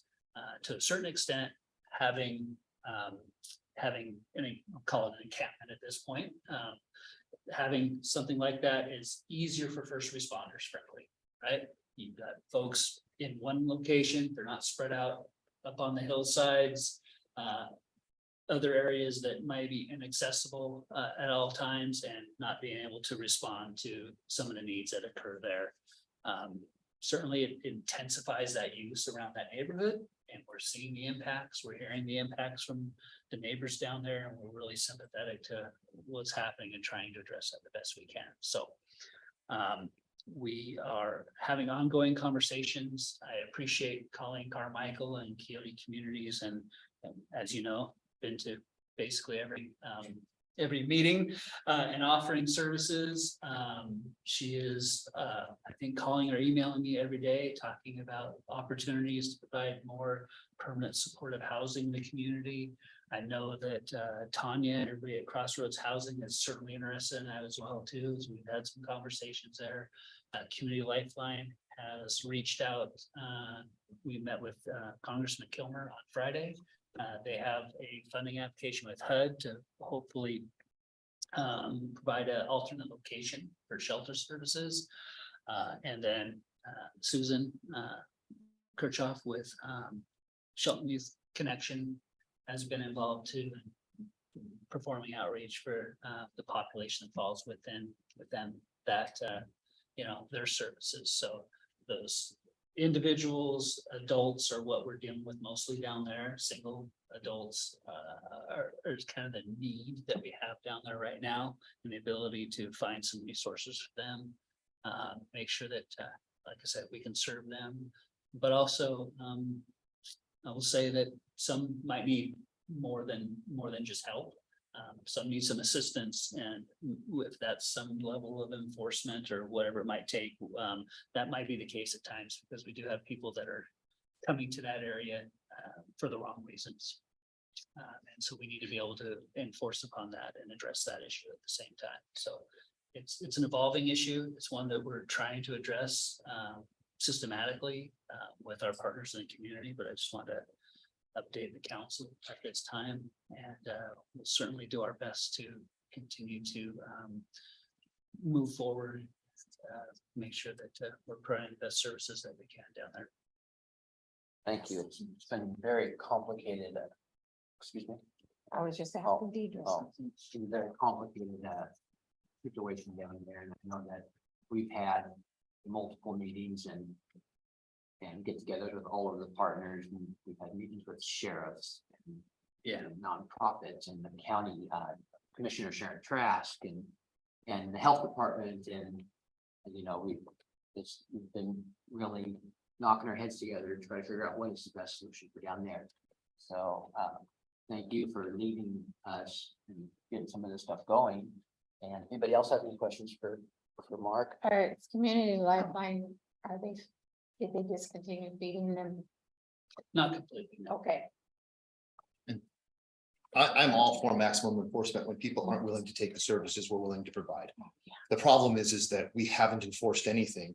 So it just breeds more of the negative stuff that we have. I get it. My heart bleeds for the people that want help and need help. But there's people that don't want it, don't take it, and then we still don't enforce on it. And that's where the biggest issue comes into me. Once we start enforcing, that sect will start to decrease. Because we're a free-for-all right now. You come, you camp, you get told to move, you tell them no. What do? They walk away. And so I'm for maximum enforcement of anything that we can enforce. And there was an enforcement action. I don't know if you want to talk about it, but there was an enforcement action down there. Recently, yesterday. Yeah. So Perfect. it is starting, but still, we still have guys available to do enforcement. Yep. So- And I agree. Community Lifeline has, Yep. you know, opened up beds. They've come over and they've removed trespass orders in order to get people in the facility. So they're a willing partner at this point, and that's the key, right? But It is. camping ordinance needs to have those. It does, and it does have teeth now, because now we do have the ability to take them somewhere. And it's been a long going problem, and we've been paralyzed by fear of the unknown of, are we gonna get sued as a city? But we're giving up our city. At this point, I'd rather get sued and enforced and deal with it. And I feel like the majority of our constituents would be behind that, because they're being negatively affected by those aspects of it. So that, But I I'm think it's- about enforcement. I think it's important to clarify too, though, that the camping ordinance is just one piece of that, right? Like, if there is drug paraphernalia in use, if there is crime being committed, that is actionable, separate from the issue of Absolutely right. But whether or not someone is. there's I been want to action remind us that that we had a task force on the complexity of the homelessness population, and just doing one thing is not going to be sufficient. So yes, enforcement is part of the plan, but we also need to provide housing. We should have been going after a housing first option, but we're not. We're going after a net zero kind of let's just keep it as it is kind of approach. And that's not being, I think, pushed fast enough. And part of the problem is we have people who don't want a location in their backyard. And even though we agreed at the meetings to create a mitigation site away from downtown, the site we selected is C Street landfill, and that's probably gone and out. So we need to start thinking about, if we do have a mitigation camp, where is it going to be in the city? And who's going to accept that, and who's going to think about, if we don't start thinking about housing first, we're going to keep doing this over and over and over again until we're like other cities that have huge encampments. So They allow those huge encampments, though. That's the whole thing is we don't want to allow those huge encampments. We need to move those on. but I'm just saying, there's not one approach and just not one problem we can hammer the nail in to say that that's going to solve it. No. I'm gonna say that's part of it.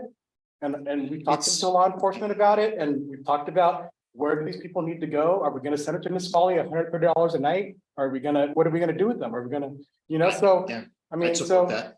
I'm just saying, like, okay, I why don't we have a mitigation site that costs $90 a night to prep for people? And I'm just saying, like, there are more solutions than just You get counting. people sober in the squalor, you don't in a campus. So let's work through some of those solutions. Yeah. Rather than arbitrarily deciding how these individuals are gonna be potentially served, right? I don't want to jackboot thug these people. I'm encouraged to hear that the city is taking a leadership role in having conversations and being a partner with the people who are experts in this area. We as city council, city staff, this is not our wheelhouse. Like, I think it's really important that we look at what capacity we have and can support that, but looking at the providers and seeing how do we move that and tackling that piece of it and making small, it's gonna take time to chip away at that. It's not gonna happen overnight, and it is one piece of the puzzle, but we have to be working on that. We have to be working on housing at all levels of affordability. We have to be looking at our health system. We have to be looking at what were the recommendations that came out of the committee. So there's a lot of complexity to this, as I think we all recognize, and I applaud the city for working with our partners for progress. We may not find the right solution, but something has to give, right? At least something's being tried, it's moving. And I think that's a step in the right direction.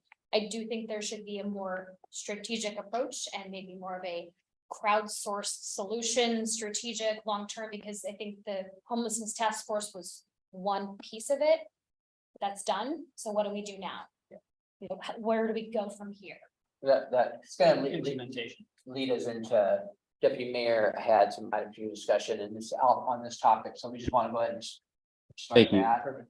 Yeah, I think this is good segue and good timing, and thanks for, sorry I can't be there tonight, guys. I wish I was there in person to talk, but we've all been grappling with this issue for quite some time.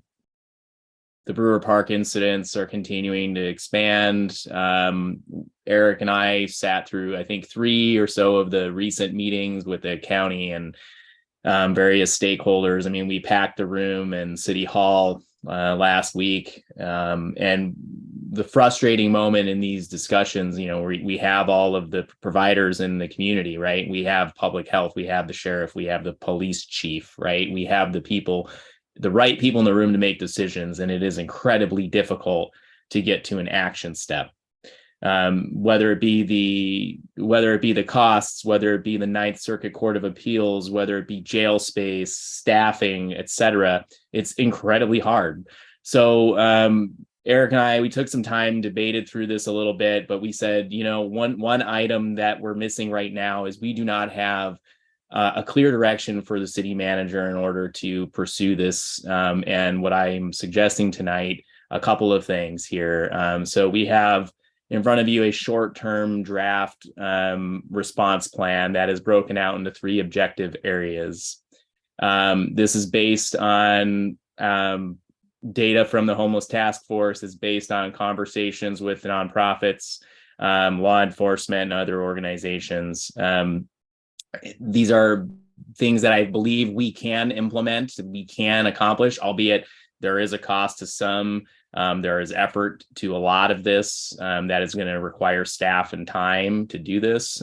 We need to figure that out, but we need to prioritize this. We need to, as a council, provide some direction on this as opposed to just solve the problem. But we need to break down some action steps. So this is very much a draft. This is very much throwing something at the wall and seeing what sticks.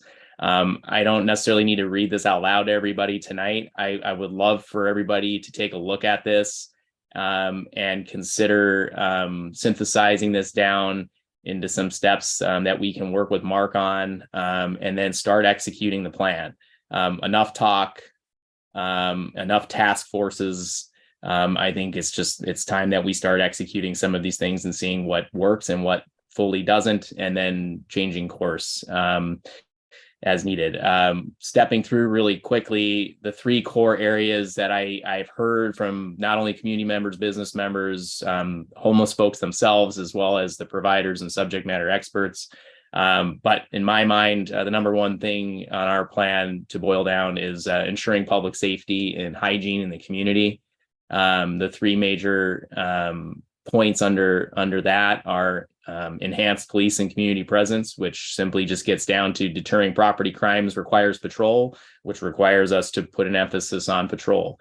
And that's a direction, if that's what council would like to see, then again, that's a direction we should be cooperatively providing to the city manager so we can appropriately prioritize those resources. On top of that, I'd like us to consider looking into patrol partnerships, especially in the downtown area.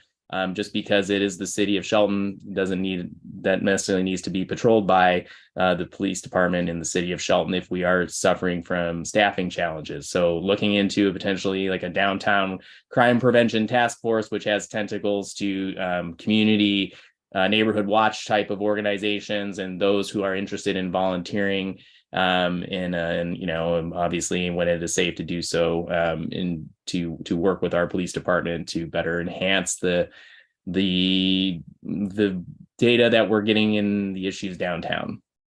Outside that, we've talked about bathroom and restroom facilities. I'd love to establish designated public restroom sites around the city where we can have and I heard the comments from Community Lifeline about the challenges with sexual assaults in public restrooms and unmanaged, you know, porta potties and that sort of thing. And you know, terrible things can happen. I understand that, but also we just need to figure out a way to address this that works. Trash collection and cleanup initiatives. Yeah, it costs money. It takes time. I understand that, but we can definitely look into potentially bolstering pickup and cleanup. And then again, I believe Councilmember Sherman has brought this up, but mobilizing volunteer groups but doing this in an official capacity, actually getting it on a calendar, advertising it publicly and coordinating it. What does that all take, right?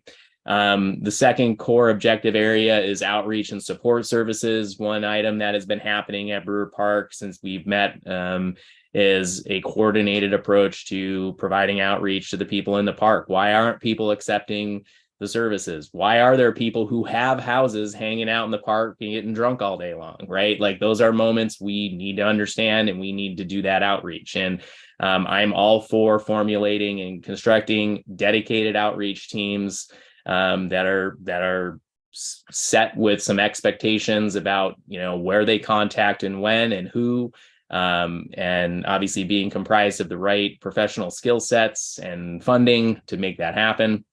Paired with that, I've heard nothing but good feedback on the DCR program and our coordination on that. I appreciate the city manager sending out the statement of weekly activities from our DCR. At this point, that is showing a positive in the right direction, dealing with our mental health and other, you know, mental or medical disorders related to this problem. And I would like to consider doubling down on that effort. And on that front, understanding that is a cost, we have had individual organizations also agree with us that this is going well and would be interested in coordinating on the cost and potentially ponying up some funds to assist with that. So rolling into the last, which is usually the most, in my opinion, the most contentious of the conversations, which is locating and establishing the temporary shelters and safe spaces around the city. Temporary being the key point. You know, mitigation sites are not permanent, and nor should they be, right? We did take some steps to ensure mitigation sites were no longer than, I believe, 7 to 9 months. But looking into any available sites, and they don't have to be public property. These are public-private partnership opportunities, in my opinion. But looking at those sites, using any of the tools that we have to identify locations for temporary shelters, definitely take into account access and to the various resources and utilities, and also making sure we minimize the community impact where we're sourcing those. An interesting sort of innovative concept that I heard from the exec director from Crossroads is just these like safe sleeping units that are fairly low cost, but basically there are a lot of people in the community that just need a safe place to sleep at night. They have a job, but they can't afford rent or whatever. They just need a safe place to store their stuff and sleep for the night. For all intents and purposes, they're a functioning member of society. I'm interested in understanding what opportunities we can provide, both whether it's potentially partnering on a purchase with the county or other organizations, or even working with faith-based organizations to open their doors to some of these folks.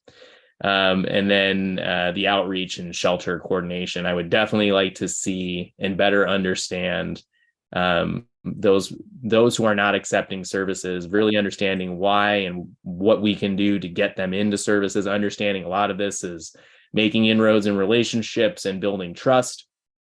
And I totally get that. And that takes time, it takes effort, it takes funding, and the drive to do it.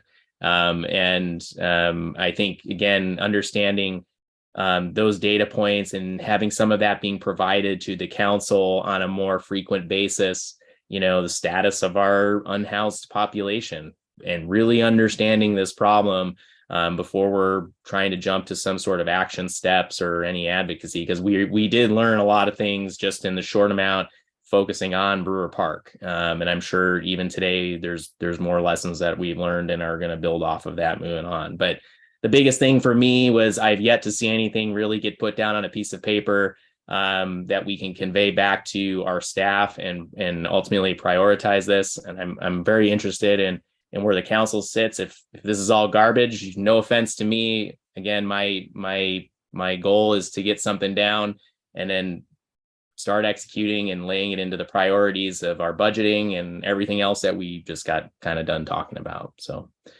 with that, I'll kick it back to the group. James? I always take issue with cleaning up after people. It's a hard one. I mean, if people want to utilize that area, we picked 1,000 pounds of garbage out of the park. Yeah. 1,000 pounds of garbage. How many needles were in that? How much tinfoil with fentanyl on it was in that? I mean, we're putting our people at risk to pick up other people's garbage. I mean, Oh, yeah. maybe with an initiative of that, you got to clean the park up before you get to sleep in it. Well, I don't have solutions for a lot of these other than I'm gonna pound the enforcement drum of everything that we can enforce, because when we enforce what we can enforce, we start to set a precedent. And when we don't enforce things that we can enforce, once again, we set a precedent. So Brewer Park started the way it started because there was one tent. And nobody did anything to that one tent. And if you ask some of the people who have come here from different communities why they're here, there's two reasons. Number one, it's safer to be homeless here. And number two, they don't bother you. We don't bother them. We don't nudge them. We haven't until recently. We just kind of left them alone if they didn't bother us. We didn't call the cops unless they were bothering us. There wasn't a big deal, so they grew because the neighbor saw it and somebody else saw it. Oh, they can do it. I can do it. They can do it. I can do it. They can do it. Same thing with playground kids. All right, it's the exact same thing. So that is what has happened in Brewer Park. So we went from 1 to what you see. And last count, I think there was 14 or 15, and I know they've cleaned up.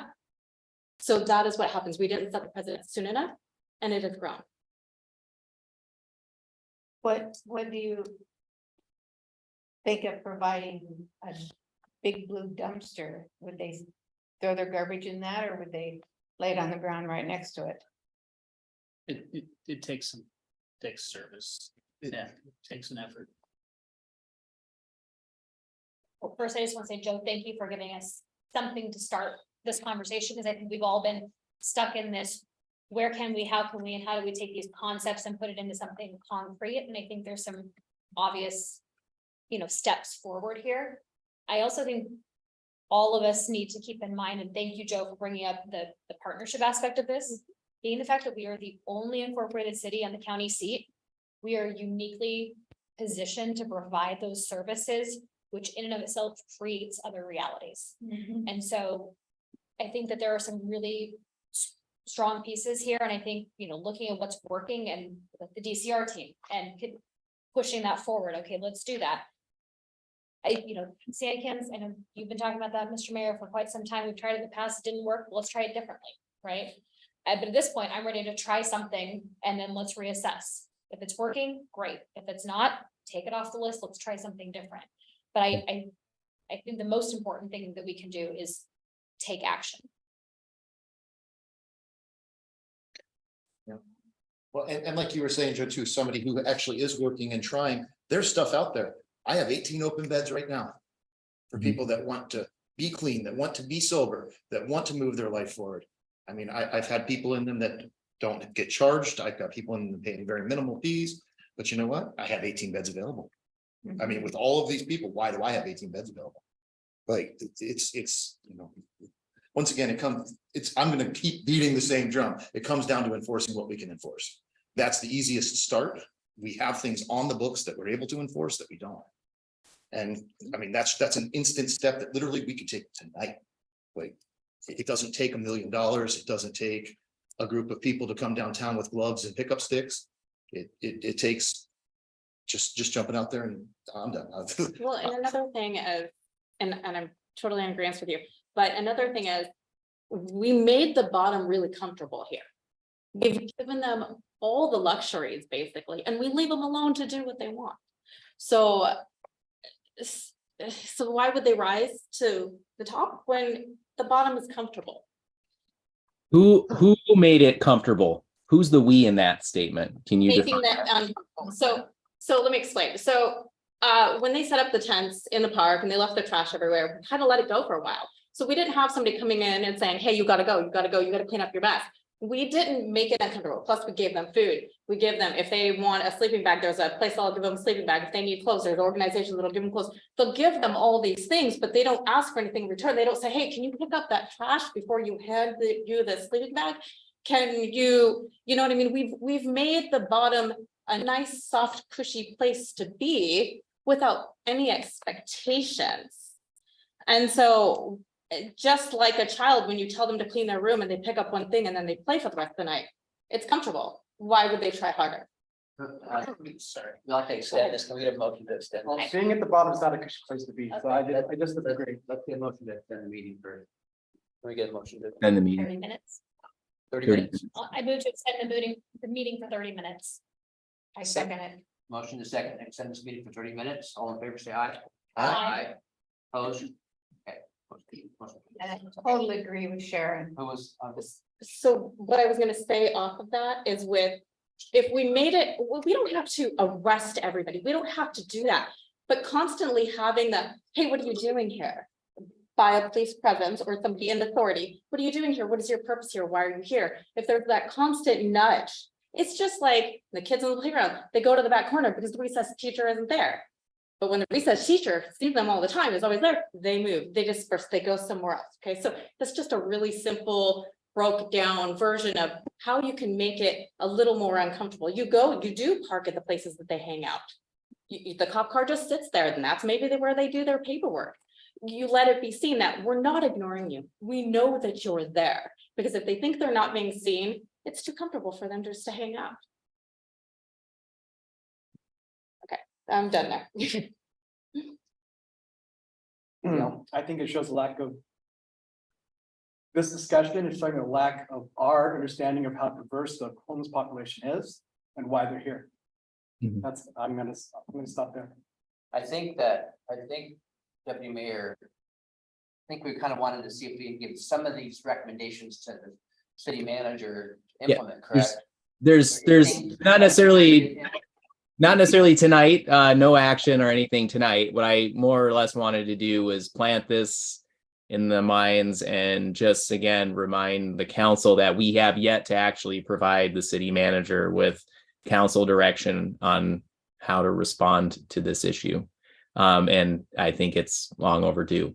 And whether we do it through this format or some other, I don't really care. But it should be a unanimous approach. I'm not going to lie. And we're not unanimous on the approach today. The second request I had is I would like there to be at least 2 council members assigned to working with Mark on this, if that's possible. Right now, again, we don't have anybody. Eric and I have attended a few meetings, but there should be probably a council member or 2 that is interested in taking this on and working this through with the city manager to be able to provide the appropriate input along the way. That's just a suggestion. Again, if it's garbage, throw it out. You're not going to offend me on that, but there should probably be a direct conduit between the council and city manager on this topic as well. So we're not sending people in 7 different directions and in doing that, but just some thoughts to the group. I would volunteer for that. I'll volunteer. All right. Appreciate it. Be on that too. Can you have 3? Wish I had the ability to show up to it. We certainly, as long as it's not a quorum meeting outside, I have a feeling that what I'm hearing today, it's gonna end up back at a council meeting. Because the diverging, opinions and responses and whatever action might take place, so. I think that everybody's gonna have a role in this, right? And certainly deserves a role in this at the council level. But I'm comfortable with what the council's comfortable with at this point. I'm willing to do all of it, but we have to do all of it. We can't just pick one. Well, you gotta start out. No, I mean, I'm fine. Let's do it your way, but let's do all of it. And like I said, look, this is a bigger problem than just us. This is refugees. These are economic refugees of our capitalist system. You're So shackling us with that stance to say we have to. how do am I it all, shackling? Because that's just like saying we need to do financial every single project that we have on the books now, or we're not gonna do any of them. It doesn't work that way. It'd be nice if just literally we could give everybody a free home and give them. Countries have inpatient done it. drug cleaning. What's that? It's not in a place to do But that. that's just not. Financially, you're not in a It's not even the American way. We're a place where you come and get to build yourself up from nothing. You don't come and get given everything. You have the ability to do anything you want in this country. The. Until you're homeless and you don't have an address. You still have the ability to do that. I've not had an address before and gotten jobs. I mean, there's so many things you can do. It's not an excuse that just because. Or until you're homeless, you can't- underinsured and you can't get back to where you were and start working I again. understand. I've rebuilt my life 3 times from nothing. The So I ability's think there. we can If talk you about see the the people that are there, difference. there's some tragedy that they're underinsured, they can't get back to where they were, they're gonna need more services, they're more like exceptional foresters than other folks. Once again, we're talking different sects of the community too. The enforcement level isn't on the guy who's trying to go to work that just doesn't have a place to Are you stay. sure? So the Is that the guy that's enforcement, shooting up in the park? the Probably enforcement, not. I'm talking about Are sheriff, you talking to people at the? about tents. You A know. good example is over by Hobby Lobby. They came in and swept that, cleaned it out. One It side. is now rebuilt. Okay, well, hold on. They are putting those people in hotels, so. Well, there's another camp that just has moved down. Well, I know, but so they are putting people in hotels. So again, Let's stay. Yes. yeah, we're kind of talking about root causes here, and I think Yeah. that. Yeah. That the root cause needs to be addressed in certain circumstances, right? I mean, if we can address the root cause, we can affect this, we can affect these people, we can affect our community. At the end of the day, though, we have to somewhat address the impacts, right? And that can be a tandem process, right? If we can affect root cause at the same time as we're, addressing the impacts, we can certainly do that. We just. Would it I just make, want to make sure that we know that they are putting them in hotels and we don't have a hotel. We don't own a Right. hotel. We don't have money to The buy a Quinta and hotel. Lacey was purchased, yeah, DSHS, yeah. Yeah. would it maybe make So- sense, and again, this is a question to the group, but would it maybe make sense to take these 3 kind of categories that we've got outlined here and have, a couple people work on the public safety and hygiene, and a couple people work on outreach and support, and a couple people work on shelters, work with the subject matter experts, come back, and then we do a council meeting, full council meeting, kind of report back out and try to find where there's some common ground, because I think there's some things that overlap. But until the entire council can give Mark direction, we're not going to see movement. And there are issues with, public safety and hygiene that are separate from the support services side versus looking at locations and shelter space. So maybe we need to kind of break it down that way. And for the record, Mark started his little manager report that he has started addressing these issues. We have been going down to the park with police, fire, staff. DCRs, crossroads, 3 times now. So some process has started. It's not like we have done nothing. So we need to build on that. Let's build on that. But does anybody have any other suggestions? Well, Besides- if we get commitments towards, you know, from council towards working on some common goals, we can develop this, you know, this draft plan as we work through it, right? There's gonna be I think there's gonna be a more productive time to work through this. Councilman Peterson's you know, suggestion of splitting this up is fine with me. I can address it however the council likes. I'm at your disposal.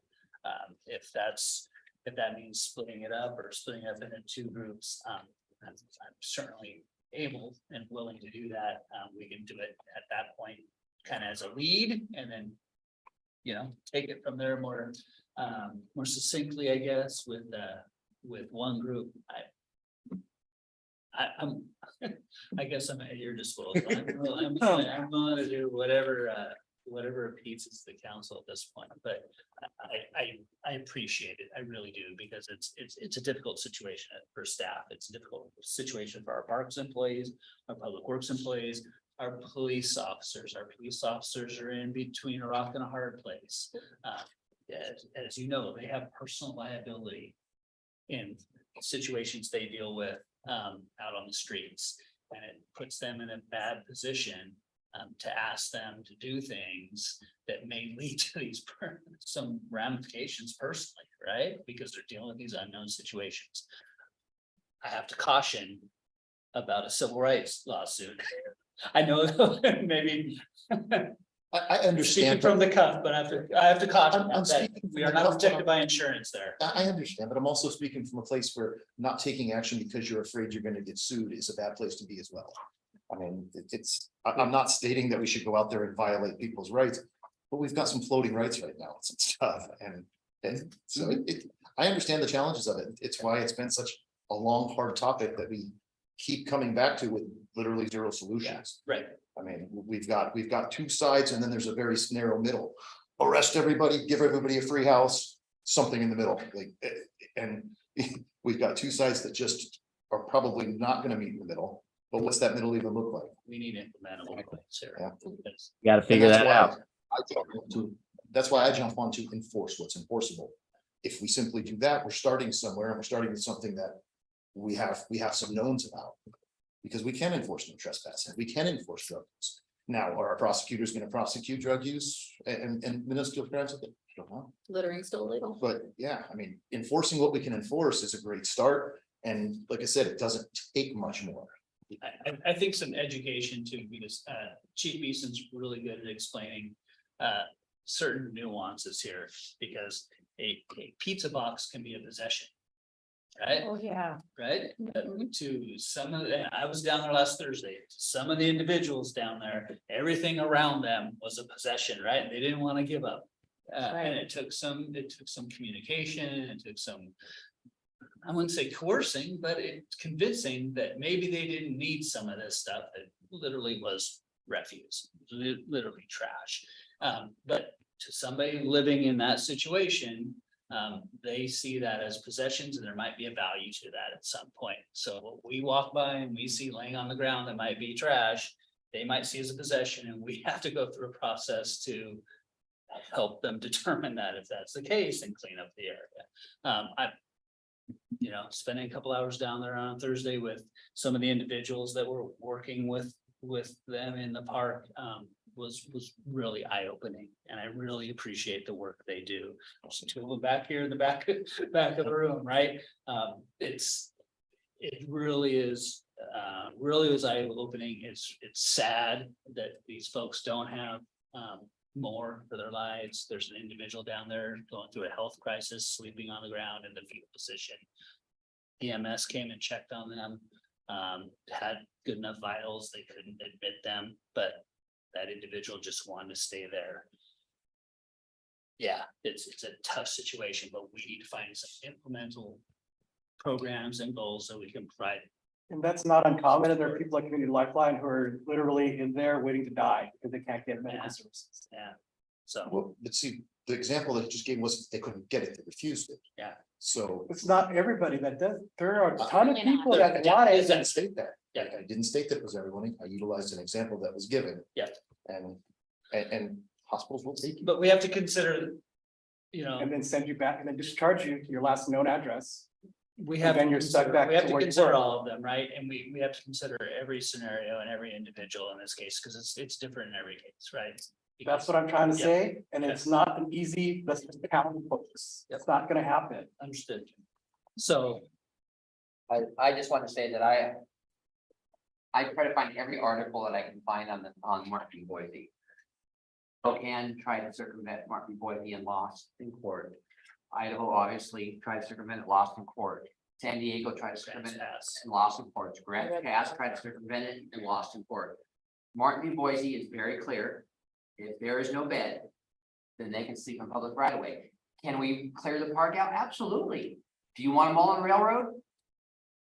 This council can decide to clear Brewer Park out today and they'll all be on railroad in front of the restaurants, the alcoves, the parking lots at the square where But it see, is. once again, I refuse to live in the fear of that. If I just don't give people what they want, No, they're no, gonna no. do something I'm else. not saying that. I'm just saying that Okay. if we want them out of Brewer Park, then that's where they're gonna end up. It's gonna be on the railroad. Is that the worst place at this moment in time?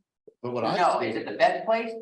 but No, what I'm as well. stating is that they don't, if they want to go on the railroad and we have a bed and they refuse a bed, No. we enforce that. And we did So that. that's what I'm stating. And the more we do that, of course, Yeah. if we don't have the bed for them, but then, then our hands are tied. You can sleep apparently in any right of way you wish.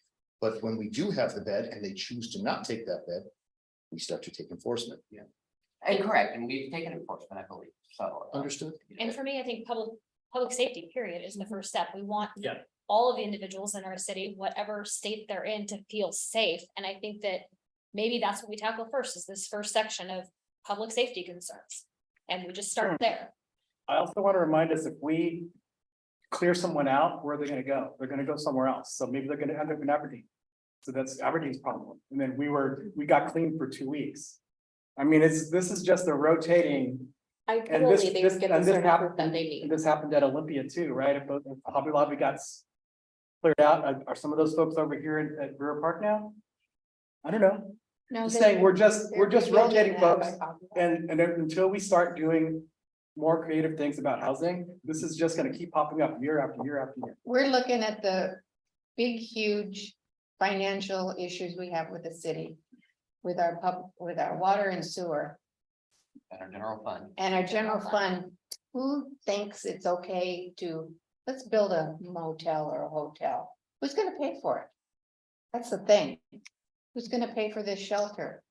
yeah, I don't think anybody's looking at that coming out of the general fund. There's resources available. Our partners in the community, our nonprofits have the ability to seek those resources, and they've committed to helping seek those resources. So we're continuing to have those conversations, Right. active conversations with those organizations to help find the ability to provide some of those resources. So we can look at it a different way. We can look at it backwards. Deidre gave us a book, 40 Ways to Kill Your Community, or was it And there's Okay. 10 ways. 10 ways? Yeah. Felt like a lot more. I read the whole thing. Anyways, but let's look at it backwards. What happens if we don't do something? What happens if we don't do something? The problem escalates, it grows exponentially. Do people want to buy here anymore? Probably not. Do businesses want to open up down here? Probably not. What happens to our tax revenue right now? At that point, it's gone. Then we can't do anything if we do nothing. We have a bigger problem if we ignore the problem. It's the same conversation we've been having around enforcement. Code enforcement, period. Absolutely. It's about setting the expectations within our community and connecting people to the resources where we can. Exactly. So. We need to get a data set, right? We need data sets here. We need to know who we're dealing with, what we're dealing with, and we need to know how to address it, right? If that helps, it helps us inform decisions. You just saw it with utility rates. It's no different. It isn't much different. We need to know what we're dealing with. We need to know the numbers. We need to know who we're addressing. We need to know how much it costs. We need to know the manpower it takes. We have 2 police officers on day shift. I talked to one of them down at Community Lifeline for a half hour last Friday and ran out the door to a call. And didn't see them again the rest of the day because they were running around on calls all day. I think you got the data about 1,200 calls in July for our PD. It's significant, That's a right? lot for a So, town so we need to plan, right? And we need to plan proactively. We need to utilize the resources we have available to us, or we can just seek other resources. And that's why, at least a representation of the council is important to work through this. I think a representation of the council to work on these is a really good thing, because people are coming up to us and say, what are you gonna do? Constantly. Constantly. I mean, I go for a cup of coffee or for lunch or something. They're there. What are you gonna do? Well, do you have well, no, I said, we don't have a suggestion at this point either. Okay. We have to get be able to say to our citizens of That we're Shelton trying. that we have a plan. This is what. So so I guess there's two options right now. I heard at least three individuals that are interested, and I heard maybe splitting it up between multiple council members per item. Is there a preferred? where I'm at with this is whoever is gonna do this needs to make sure they can invest the time and be there for this stuff. I cannot personally. So I'm happy to put as much effort as I possibly can, but I guess I'm just saying whatever we choose, whichever direction, it's just there needs to be some level of commitment on it. And because again, to the same points, I believe Sharon just Mark, I look forward to working with Yes. Councilmember Sherman, Councilmember McDowell, and if I can work together with them on this problem and we're unanimous, that would be like what the city needs, because we are probably on the opposite sides of it. And if we can come to an agreement on how the city should move forward, I think that would be an excellent opportunity for the city to say, look, we worked it out and this is what's best for the city. Yeah. Right. And I'm looking forward to it. And I really want to talk to Councilmember Sherman McDowell. And we actually have probably more in common than differences for real. Is that a good starting point for council? Does it get you what you need, Mark? More than anything, I I guess. think so. I've got 3 points of contact here. I can establish a meeting. We can start working towards developing this further, come to the full council with action items. And suggestions on how to move forward, and we'll dedicate as much time as we can to this over the next week or two. In the meantime, we'll continue the activity that we've been performing at Brewer Park. We'll address the cleanliness issue, continue providing opportunities for those to seek services. That we will enforce upon those that most need to be enforced upon. Those that are kind of, like I said, that residual activity, those folks that don't need to be there. They've got someplace else to be. They don't need to hang there. They don't need to prey on people that are vulnerable. And if we can address those issues, that solves probably our most underlying issue downtown, right? Because that tends to grow, tends to fester and grow. So And the Blake decision fixes August 15th, and that's kind of been kind of a needle in. yeah, Isn't it- it's not the magic wand, right? So yes, More enforcement on it's the more collective. enforceable. You can Right. cite, you can take people to jail based on drug possession, drug use. The drugs or paraphernalia still needs to be tested in a lab, right? Part of that bill was funding for the state patrol crime lab to test drugs or paraphernalia. I believe it was. I'm trying to think, 45 days sound, right? Is that right? They were committed to do that within 45 days. We'll see if that is reality. But in the meantime, those individuals are held maybe, if it's a Friday, maybe through the weekend or maybe 24 hours at the same time. I heard that that's being appealed. That they're fighting on that, no? I think their time is up. I think it's Okay. going through. No, we want I to. hadn't heard. I mean, Yeah, that's what I heard the Yeah, other. so hopefully we can work with the county with their new machine that they're buying. and maybe get a little faster. That's not, that just, yeah, I don't know if that's admissible. I think it has to be through the crime lab, but I know what you're referring to. It's basically kind of a sniffer that tells you what kind of. Maybe that's not the right term. But yes, it'll determine what that substance is, but it still has to go to the crime lab. So the individuals could go out on the street within a relatively short amount of time, but yes. Do they know they're being watched? They know they're being inserted in the system. Do they want to keep going through that? Probably not. All All right. right. I appreciate everybody's conversation and indulging me on this. So appreciate everybody. So thank you. I appreciate your efforts on this, Joe. Thank you. Appreciate it. All right. Any other new items for discussion?